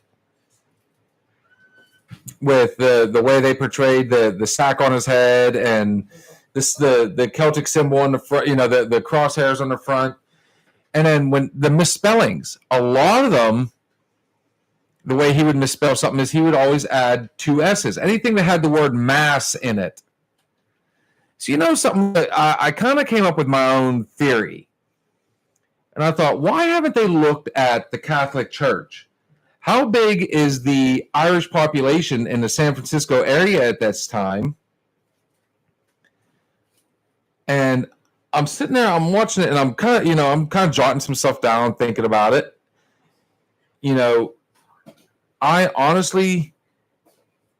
I started leaning towards that. I'm like, why are they not looking at the church as a possible killer? Why are they not looking at, possible clergy, like maybe a priest that was kicked out of the church, or you know what I mean? And you know what's funny? I think it was 2000. I'd have to go back and watch the show again, but there was a man that came out and he was 100% that his father was the Zodiac killer. Oh, yeah, you mentioned this before. Yeah. And he said that the reason he believes it is the handwriting. Okay. When on the birth certificate was a spot on match to the Zodiac. And it's very scary how close to the Zodiac's writing this handwriting was. You know what that debunked that? You're gonna love this. Now, bear in mind, I've got my own little thoughts going on right now. I'm thinking, oh man, this guy could be a church. He's Catholic. It could be a priest. It really could. I think that's your firm belief right now. I do. And here's where it gets fun. They said it could not be your dad because your dad didn't fill out your birth certificate. The local priest did. No, that just sounds super sketchy. The local priest, or the priest, a minister, whatever, had filled out his birth certificate. But he omitted one. So, that being said, I can honestly 100%, and immediately, like I kind of, how you just jumped there a second ago and pretty much, gave birth to a underwear baby. Yeah, I just scared When the I shit out of heard myself. that, like I immediately took a breath. I'm like, are you serious? So I'm sitting here thinking all along. I'm like, man, this sounds like, I don't think it's crosshairs. I think it's Celtic writing. I think this man is used, when he misspells something, he's always put, he's got two S's, and he misspells like Christmas had two S's. It always has MASS, mass. Where do you find mass? In church. I think he literally was giving clues to say, when you go back and think about it, it was kids getting together out of wedlock. And Zodiac Going was around, messing what? around. 70s, 80s. No, 60s. 60s, 50s, Really? and 60s. Yeah. So, for the viewers and for myself, so we never caught the Zodiac killer. No, So, still a cold case. still a cold case. Motherfucker could still be out there. He's probably about what now? 70, 80 years old. He's probably dead now. And here's where it gets even If better. he's not. If he's not. Every one of these sketches, a lot of them he looked the same, and he had these. Everyone said the same thing. He had these dark, thick-rimmed glasses, which is also something very indicative when you see a priest. Right. Dark thermal glasses. No, we're talking. These things were Dahmer shit. he. That was also something you saw. Because they were very simple. You didn't get anything fashionable. It's just you got your prescription glasses, and it didn't matter how thick they were, how big they were. That's what the priests wore. That's what the church. I think a lot of signs and point to the Zodiac being possibly a disgraced priest. And if you get on this particular website, you see nothing anywhere where they investigated or even looked into the possibility that it was a priest. Well, back then, wasn't it like kind of like almost sacrilegious to look into a priest? Like they're kind I'm sure they're kind of like protected. It would have been a little more taboo back then. Who would have thunk? Honestly, who would have thought about, these are men of God committing these horrible, atrocious crimes. Which now, like, all they do is like touch. Easy. Kids. So easy. Had that one wrong. Had that one wrong. But yeah, that was a very taboo subject. I can see them not, why would you want to believe that, a man of God would be committing that crime? Those motherfuckers, they think they're so fucking protected. Even if it wasn't in the church, it could have been, a Roman Catholic from, Ireland. That's why I want to know, what was the Irish population like back then in the San Francisco area? So on that note, it's one to ponder, my friend. Food for thought. One to ponder. So I don't go to church. I don't want to die. So we've been kicking for about hour and 40. Do you want to go for the full 2, or do we want to just go ahead and, because at this point we've had 2 people on here. At one point we had 4. I think people were kind of looking. Do we have 4? Oh yeah, it went up to 4 people, and then let's go for the 2. I mean, we have we got plans. Oh yeah, we got some. We're gonna do these shorts, and we're gonna see how that shit works out. But well, she gave us some serious. I mean, bringing up the paranormal like that, dude, that gave us some more ammunition. Yeah, we need likes, we need subscribers, so we can do more things. We need shares. Share it with your friends. I mean, if you. And not so we can buy shit, but like just so we can do more things on here. Oh yeah, the topics will get so much better. Yeah, I mean, we can edit it and make it a little more. Yeah, like, subscribe. You don't even have to fucking watch, but we need like X amount of subscribers so we can like do shit. And you know what? We'll get better. We'll get better. We'll all get better. So that's the goal. Actually, even before we started, we were messing around with possibly doing a different camera angle, kind of giving it more of the vibe that we're wanting to go with, dude. I'm telling you, ever since I saw that room the other night, Oh man. Oh, All you gotta do is say, dude, get over here. Let's hit this thing running. Yeah, well, once we hit the boom boom room, yeah, we're making moves. But I'm more interested in what you guys think. I mean, this paranormal shit, fuck. So you guys are gonna you guys. All right, so we have some paranormal quests we're going to do live as shorts. Yeah, like I said, I'm probably gonna piss myself live. You just did a little bit ago, and that was just somebody kind of creeping through the room. Oh, I did a lot. Your mind was like right there. Oh yeah, it's going to be a long night at the old Steve domain. Yeah, you're not going home. You're sleeping right here. I can see it now. We're gonna have to get you a pillow and blanket. Oh no, the beautiful thing is like I trust in animals to see and hear things we don't. Like my dog, he sleeps outside my door every night, dude. So when he barks, I know. I mean, an ant could fart across town and he will bark. Like he's that attentive. But if I'm being held down and he doesn't fucking bark, I feel like I'm in some serious shit. Well, here's the other fun thing. See, I've got the Facebook page up and going now, and it's slowly starting to build. With all the scam and the spam and all the other crap that's been going around, it's been really hard to get it out there to let people know. That's why I've been constantly telling people, hey, for example, my husband and his knucklehead friend, they're trying to do this podcast. You guys ought to check it out. Hint, hint. No, you know what? It's at that point with like identity theft and shit like that. Like, seriously, if you want my fucking ID, take it. I think pay my debt and then give it back. I think before the night's out, though, we're gonna have somebody take our picture tonight, either holding shot glasses or, we're it's time to get it out there so people, whenever they look at this, they don't just see a giant A. I think it's time that it's time to take it to the next level. I want people to know that the Facebook, the Instagram, the Twitters, or I guess it's formerly Twitter now, it's called X. Old X. That's how you get a hold of. That's the easiest way to get a hold of us, and just if you want to talk about something, you want to see us talk about something. If you got questions, drinks, the paranormal, movies, you name it, we want to hear from you guys.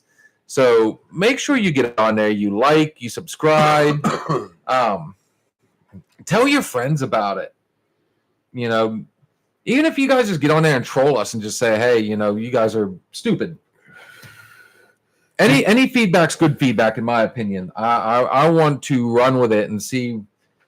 You know what I mean? Oh, this was a good one. Oh, I think this is fun. This was a good one. All right. So when I used to, when anytime like a girl would like dump me, you know who I asked for help? Google. Oh God. I did. I like how to get your girlfriend back and shit like that, dude. So instead of using Google, I never. You never did that? Like, no. I don't. I tell you what. Oh, I remember the first time. I think the very first time we ever truly hung out was after Midget League. We were all at Manny Brothers, and you and I kind of bumped into each other. Was kind of jockeying and talking. You were showing me your. Was it Tinder? Fuck. That's how we met. Me and Bill met on Tinder. We didn't meet on Tinder. we were joking around, and I saw like he wouldn't get off his phone, and I'm that guy that, when everybody else is talking, I'm kind of like, oh yeah, go ahead, hashtag it, then join the conversation. So I showed Bill my Tinder, and he literally goes, "I'm not hashtagging it," and he shows me Tinder. What was I doing? Was I swiping left, right? You were swiping in all different directions, dude. Honestly, I've never seen anybody just go boom, boom, boom, oh, boom, boom, boom, oh, boom, boom. Like you literally was like you were finger banging your own phone. That's Tinder for you. Finger blasting Tinder.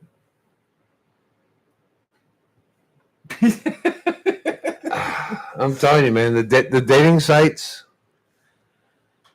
I'm sorry. I'm a firm believer.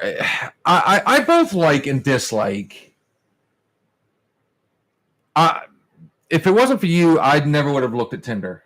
Honestly, I heard the jokes about it and everything, and you actually showed me the workings of it.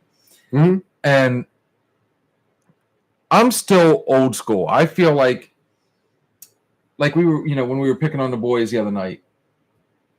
Okay.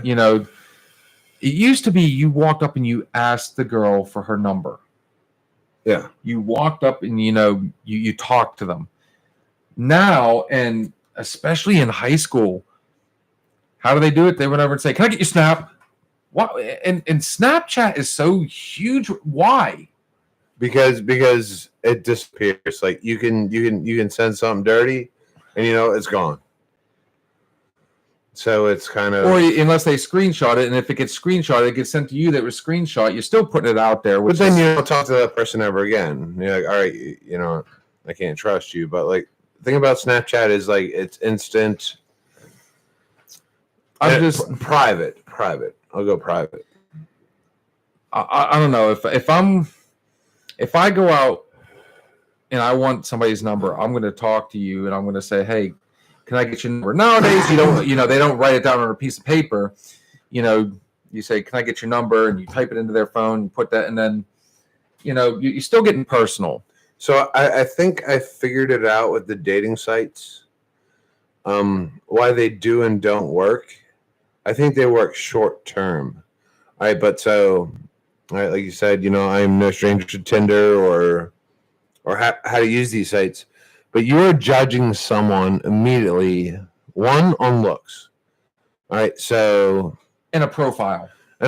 So their picture, probably filtered, pops up, and I'm like, all right, you're pretty. So then I go ahead and I read down to your description: smoker, non-smoker, a little bit about yourself. Do you have 30 kids? Whatever. So then I have a picture.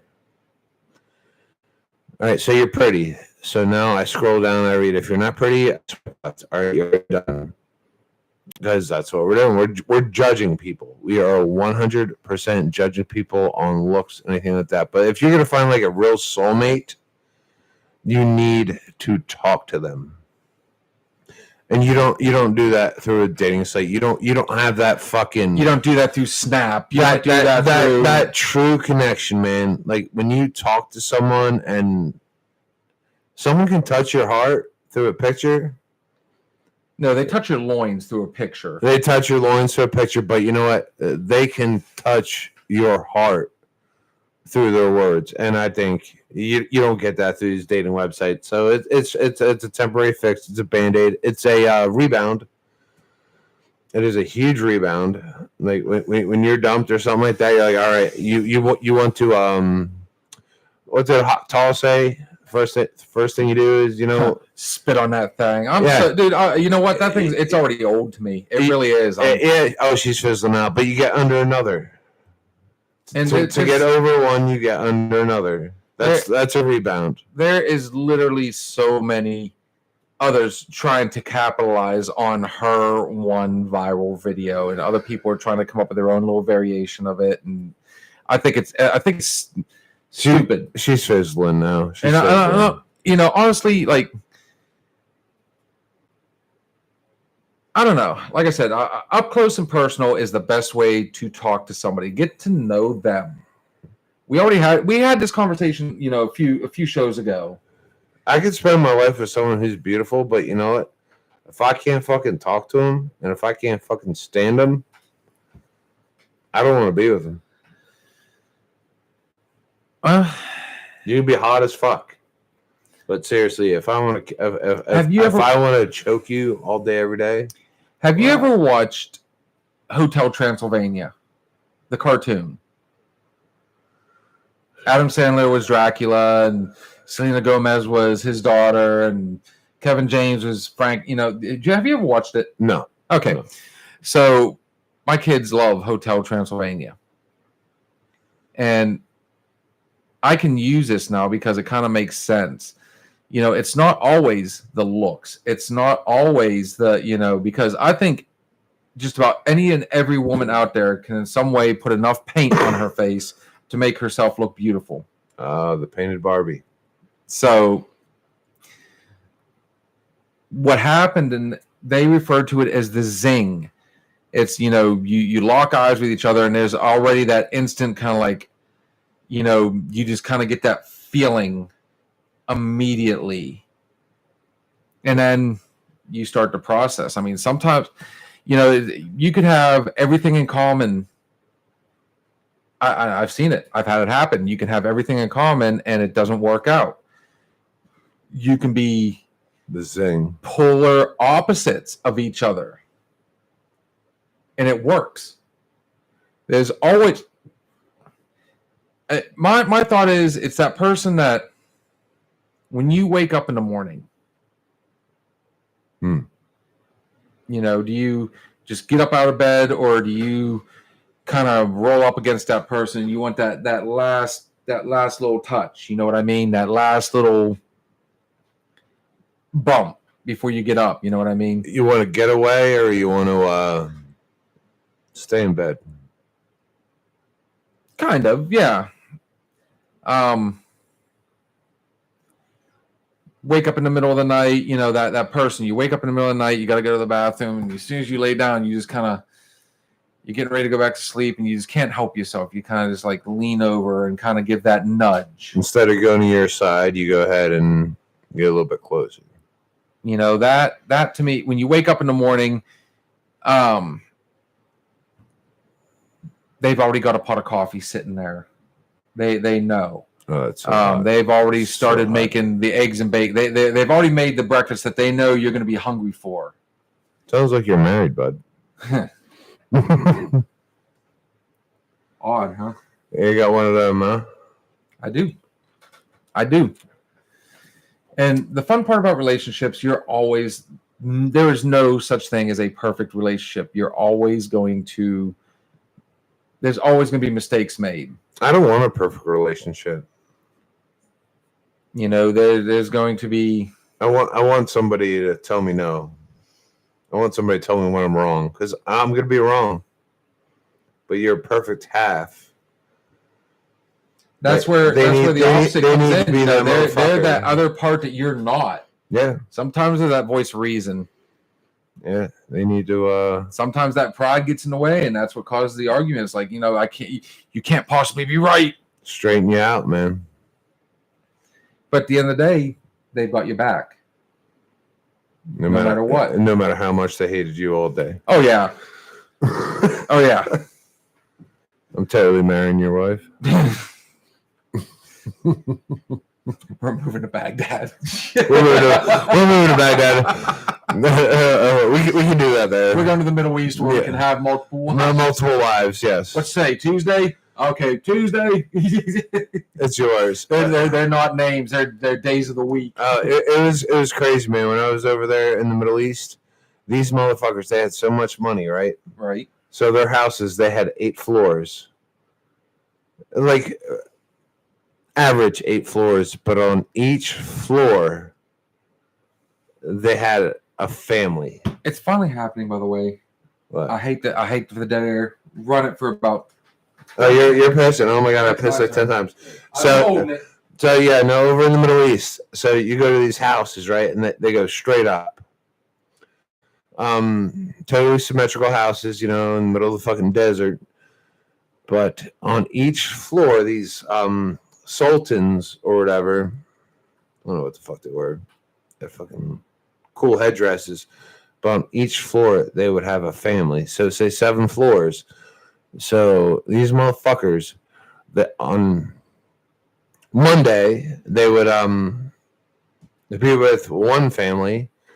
Tuesday he would go up and he would live with his second family, and you go all the way through Monday through fucking Sunday. Like, motherfuckers had like 21 fucking kids, 7 wives, and you know what? This was normal. Over here, you know where we are? Pigs. Yeah, we can't have a wife and a girlfriend. I mean, I wouldn't want one. I mean, we're more. No, loyal. one's enough. You know, Yeah, it's hard enough keeping up with one, let alone. And it's so much more fun when you have kids too. But imagine that, being a woman over there and being like, "Oh, Tuesday, like we get your dad back." Like, holy fuck! Like, oh, it's Dad Day. You know what's funny? It's weird. It just kind of, and this is where these lives go. This is where these forums go. By the way, our person's been quiet for a minute. I don't know if they're just soaking it in or, but baby girl's a listener. Anyways, I don't know if it's just because all of a sudden we were talking about like, you know, a different area. You know, one of the things we joked about while we were down in the Banks, moving there. So my brother has lived down there for 18 years. Mm-hmm. And hates the ocean. Hates seafood. Motherfucker lives in the Banks, hates seafood, hates the ocean, but you know what? He could skip a fucking rock right there. He said it was not long after he lived, you know, he moved there, that, you know, everybody that comes down to visit and looks at it and it's like, it's the ocean. It's amazing. Oh, it's gorgeous. Such a good guy. Such a good. But then, after being there so long, to him, every time he goes by, it's like, well, there's the water. So let me ask you this. Let's say in a perfect world, we opened up our bar. We bought a bar down there, opened it up. Owning a bar in the Banks. Bar/restaurant. Okay. So we open one up. Do you think it's, you know, you brought it up earlier, the pipe dream. Mm-hmm. So what happens when you move to an area that you think is perfect? And then you see, you drive down the same road every day. You drive down, you know, you drive past the same businesses every day. You go in, you see the same people coming into your restaurant every day, your bar every day. How long do you think before it would get old, or do you think it would get old? I think it depends on you. Like me, I would my perfect animal is I don't want to pay rent. I don't want to pay a mortgage. So, I want to wake up every day and I want to party. So I own this bar. Okay. I wake up in the back of the fucking bar. You do realize that owning a bar it's actually work, right? It's not. Yeah, unfortunately, yeah. Okay. Yeah, that's a downfall. But I you know what? If I can get up every day and just meet people, talk to people, vacationers, and you know what? Different people all day, every day.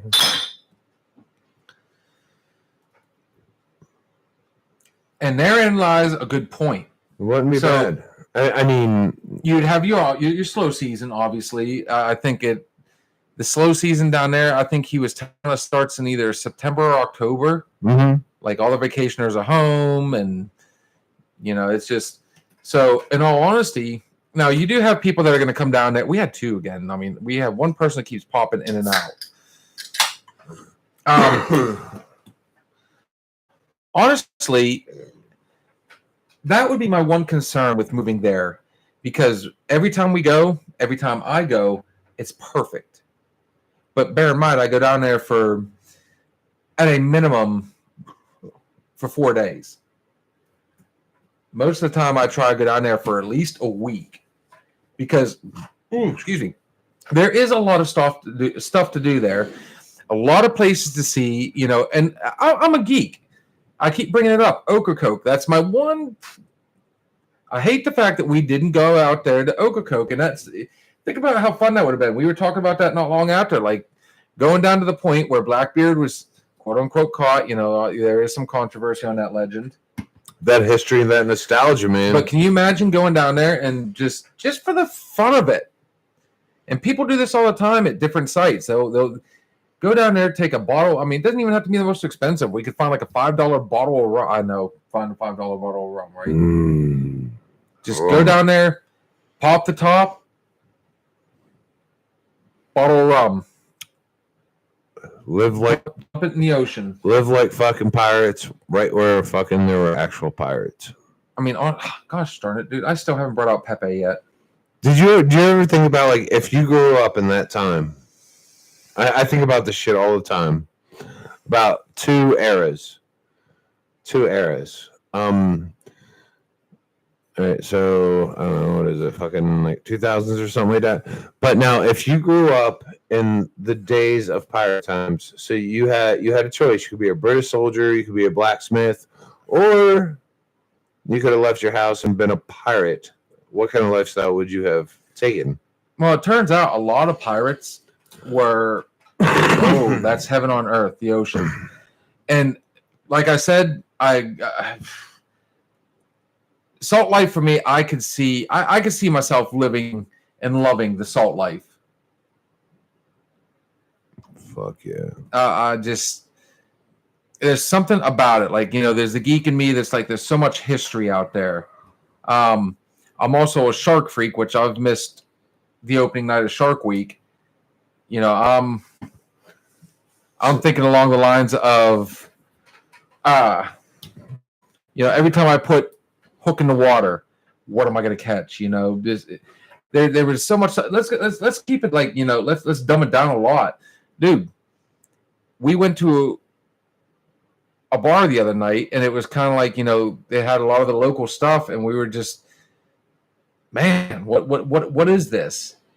And yet every time we had a beer poured in the Outer Banks, like, it was just like.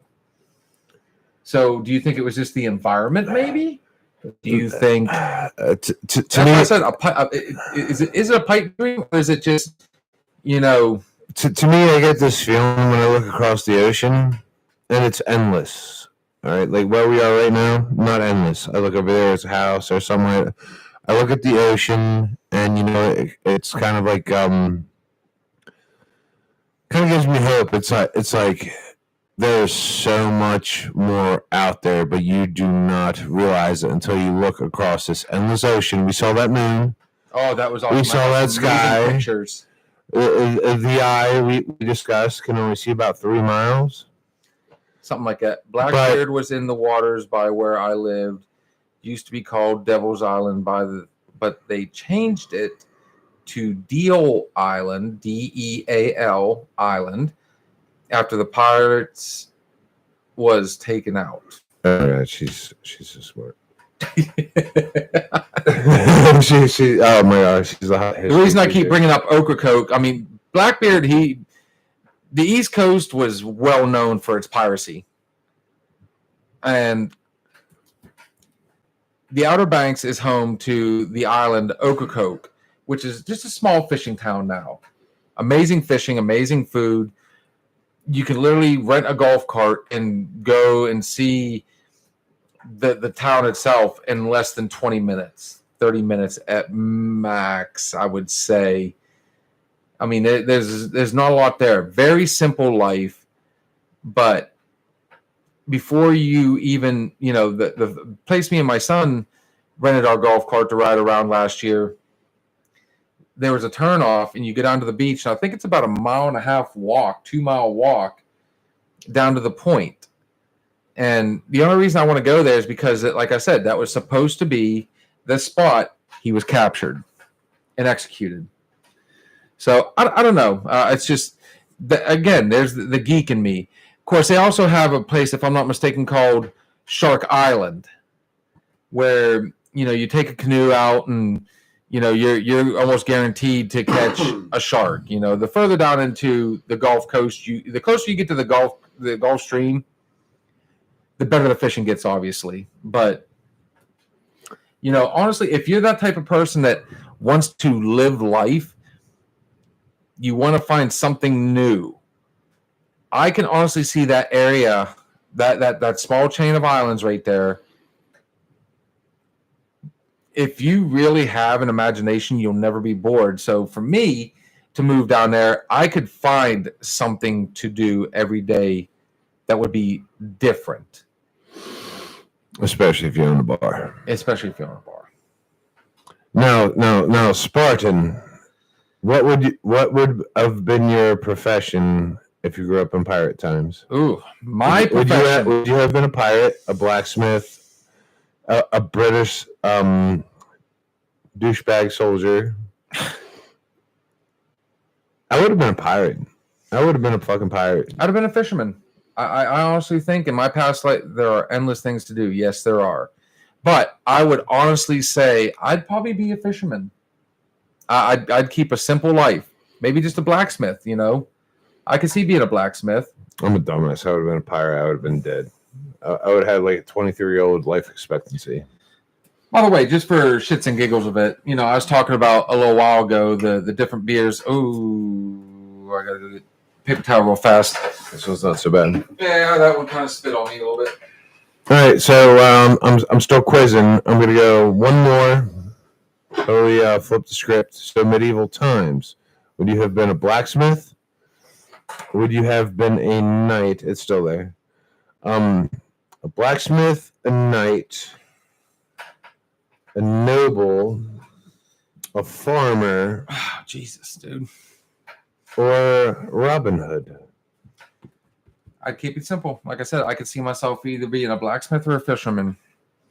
Probably both. Yeah, I would have lived till I was 23. I would have been fucking. So- I would have been a knight. What I was talking about earlier, how Sam Adams does their summer box real quick, just for the fun of it. We've kind of strayed away from wanting to do the reviews during the lives, but cherry wheat, it's a part of their summer mix. Not bad. Not bad at all. Not bad. Our that's going to be part of our videos too. Princess, LOL for me.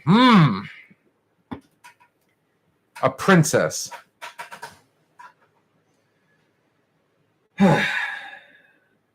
Why you got to be a princess? For fuck's sake. Why you got to be a princess? Well, you know what? Pirates don't date princesses. You could have said. Yeah.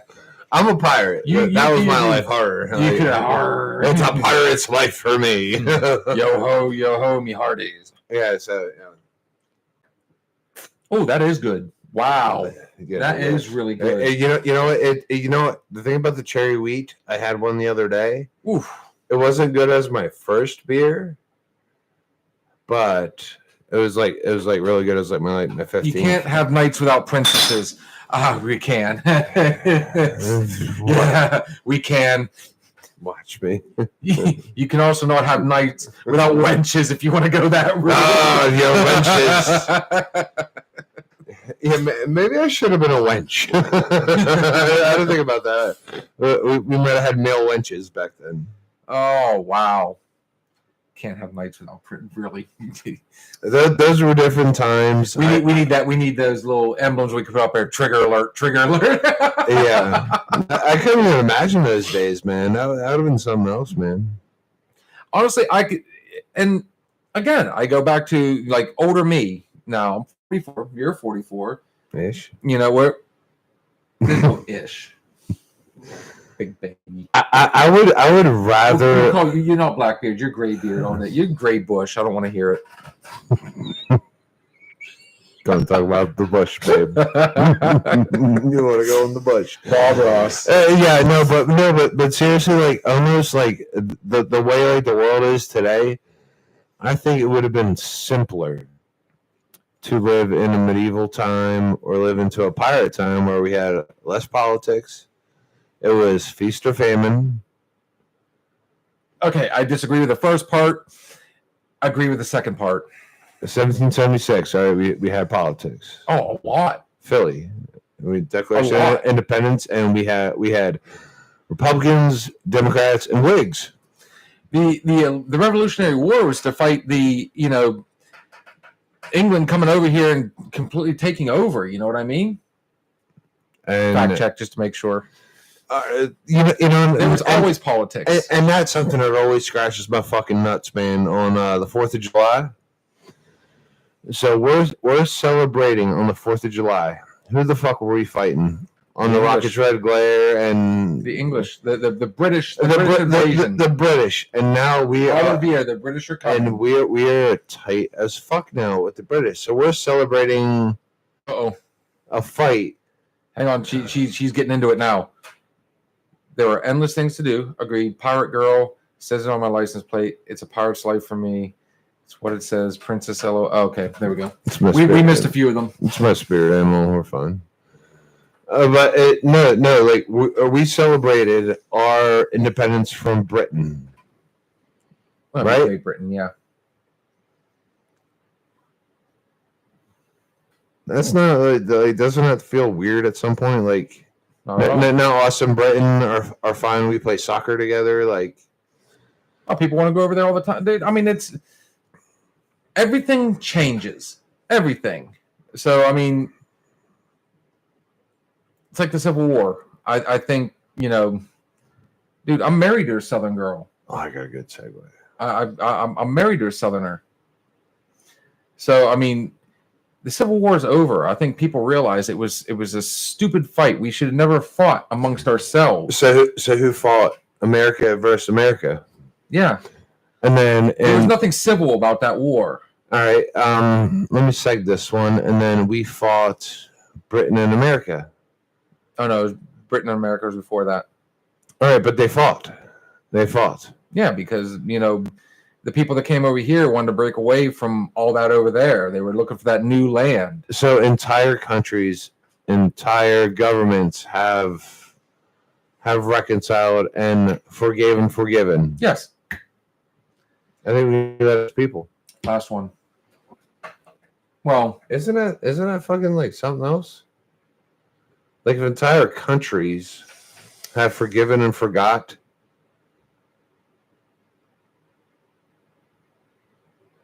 Like your entire purpose as a country. Britain and America have fucking forgiven each other. And we have killed thousands, hundreds, maybe millions of each other. And you know what? They come over here, they stay here, they move to Boston. That was the Irish. But at some point, man, even fucking entire countries have fucking forgiven and forgot for like the greater good. That's why I think everybody should, you know, Why can't we as people? today, honestly, I think we need to quit trying to force other people to, you know, live by our standards. I think everybody should have, you know, it is our God-given right, honestly, to live as we please. Does that mean we're going to agree? Dude, you own a whole bunch of cats. You know what I mean? I'm a dog person. 1,000. So I could turn around and say, dude, cats, really? I mean, there's always a reason for somebody to disagree with something else. But that doesn't mean I'm going to sit here and tell you, dude, you need to get rid of all your cats and go with dog. You know what I mean? I agree. This is just oversimplifying it. Let people be who they are. You know, don't. I think we split hairs, we twist everything, we try and force feed each other. You know, on the flip side, don't force me to try and accept who you are. You know, I think people need to look at the person. You know, I might not agree with the lifestyle, but we could sit down and have a whole bunch of laughs. We could be sitting at my bar right now, having a drink and just loving life. I think, honestly, to hell with war, to hell with all that. You know, I'm not saying, you know, peace, love, you know, everybody. I'm just saying, I think we're letting. What's a good way? I'm trying to word this properly. I like the fact that like Let me be me. I'll let you be you. You know, whatever judgment comes after the fact, after death, that's we're ghosts. that's on them. I mean, I want, you know, it's kind of like dating. I want to get to know you. I want to get to know the person. I want to get to know everybody, and we brought that up multiple times with our, you know, our lives. You know, we want to get to know. We don't want it just to be people that are on our friends list. We don't want it to be people just that we know. I want somebody from fucking Africa. I want somebody in every time we looked out at the beach. I'm like, dude, you know, the top of Africa is right over there. I want to talk to some of my African brethren and I want to. I want to hear what's going on over there. I want I'm gonna reach people out, man. to look at what we're saying and kind of. I want them to get amusement. I want them to get a smile. I want them to go, man. I wonder what these guys are going to say next. What are they going to do next? I want, I like I said, I'm a people person. I like meeting people. I like hearing different stories. I like, all of a sudden, bam, we got another person. So apparently we've said something that's really. On that note, we've hit the 2-hour mark. We're start tightening it up here, but you know what I like? I think at some point, a lot of people they stop forgetting how short life is. Oh, Your life is a ticking time bomb, bub. It is. I don't look at it that way. Life has so many small pleasures. It does, but man, there's so much to do out there. Time's running out right now. It is. That's why running out. Quit. Don't spend your time watching the news and fretting what this government, that government's doing. Forget. I'm not concerned about the election right now. What election? You know what my thought is, and I said this a few years ago when all the protests were going on. You know what I'm protecting right now? And I sent a picture of my truck, my house, the tires swing out front, my front yard, all the stuff that, keep it simple, people. Don't make it, Life is short as fuck. It is so fucking short, dude. Taking time bomb. There's so much to do out there. So many places to see. So much more, And one of the things we were talking about possibly getting into is, honestly, man, let yourself live. Don't. And I was horrible for this for the longest time. And somebody that deals with depression and the dark side of stuff, I try not to, when I make a mistake, I try to learn from it. I try to move on from it. I've tried very hard to forgive people. I've tried to, because honestly, stress is a killer. Like silent killer, yeah. Mental health is a killer.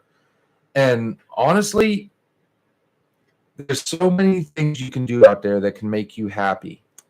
And the first step is just walking up to somebody like me and this guy. Just walk up, dude, what's up, man? You want to get together and fuck it? Hey, let's we're going to a Pirate game next Saturday, aren't we? Yeah, I mean, think about all that time you have ever fucking wasted being mad at somebody or being jealous or trying to get back at somebody, dude. To get that fucking time back and to spend it, like I say, constructively. That's kind of a dorky way to say it, but no, that's all that time you spent about being mad about something, jealous. Now, if I could get that time back and add it on to what I got left, that's a shit ton of fucking time I could have spent loving something else. You know what I mean? Going to the beach. Going to the motherfucking beach, buying a house on the banks. On the banks. On the banks. The OBX living the Pogue life. I don't know. It's just one of the things, we can use this platform, honestly, if we really wanted to, and be extremely aggressive with it. But why? I want them to be aggressive. That's what I want. I personally, be aggressive. I've said a few things, and we try not to use names, but not everything I have said was used to instigate. Actually, none of the stuff I've said has been used to instigate. The point of this, of what I'm wanting, and the main goal of this podcast was to get people together to have a conversation. That's why it's an open forum. There's not going to be one particular thing. Our tagline is two friends sitting at the bar just talking. Well, just because we're sitting at this bar doesn't mean you guys can't join us and just sit down and we'll, let's air out our laundry, man. Yeah, just have a little bit of fun with it. Air out our laundry. Fuck it. rekindle, reboot, revise, Rethink. rethink everything. It's something I tend to get into a personal argument all the time. It's a babe. We always I try. Yeah, it is that time. Yeah. So all this being said, yeah, live your best life. My favorite saying, believe it or not, is YOLO. You only live once. Life is short. Unless you believe in that reincarnation. We're going to come back as a cell. And I don't know. We're going to find out because apparently we're doing some creepy shit coming up. Yes. Make sure you subscribe. Follow me on Facebook. Share our likes, thumbs up. Okay. Let us know. We're doing a great positive message. Thank you. I think that was the best way to really end our night. We've done a little bit of overtime tonight, a little more. We had some technical difficulties to start the night off, and it was something as simple as clicking a button. I don't know how we missed clicking the button. We clicked every button on my soundboard and just didn't. Everything happens for a reason, my friend. Everything happens for a reason. So the next time we go live, it's going to be a lot earlier. Like I said, like and subscribe us on YouTube, on Facebook. If you got any questions, message us. Share it with your friends. Talk about. Share it with your friends. 50 subscribers. I'm waxing 50 those subscribers, hairs. And I'm doubling down on that. I will wax those hairs. And I'll tell you what, I'll do one even better because I know she'll love this part. I'll let my wife go ahead and apply the wax and pull. Yeah, fuck no. Yeah, I'm not doing that shit. I am. You're not married. I'm pulling my own shit. Fuck no. Nope, I'll let her do it. I'll close my eyes. 50 subscribers. We're waxing those hairs, and pay attention to our shorts because we're getting Ouija boards. There's gonna be all sorts of. Yeah, we're gonna have some fun stuff. You gotta watch. On that note, you gotta watch me pee myself. I'm Bill. Steve. Cheers. Thanks for watching, guys. As always, what we say on here is our opinion. It's the truth as we know it, or it just might be the alcohol talking.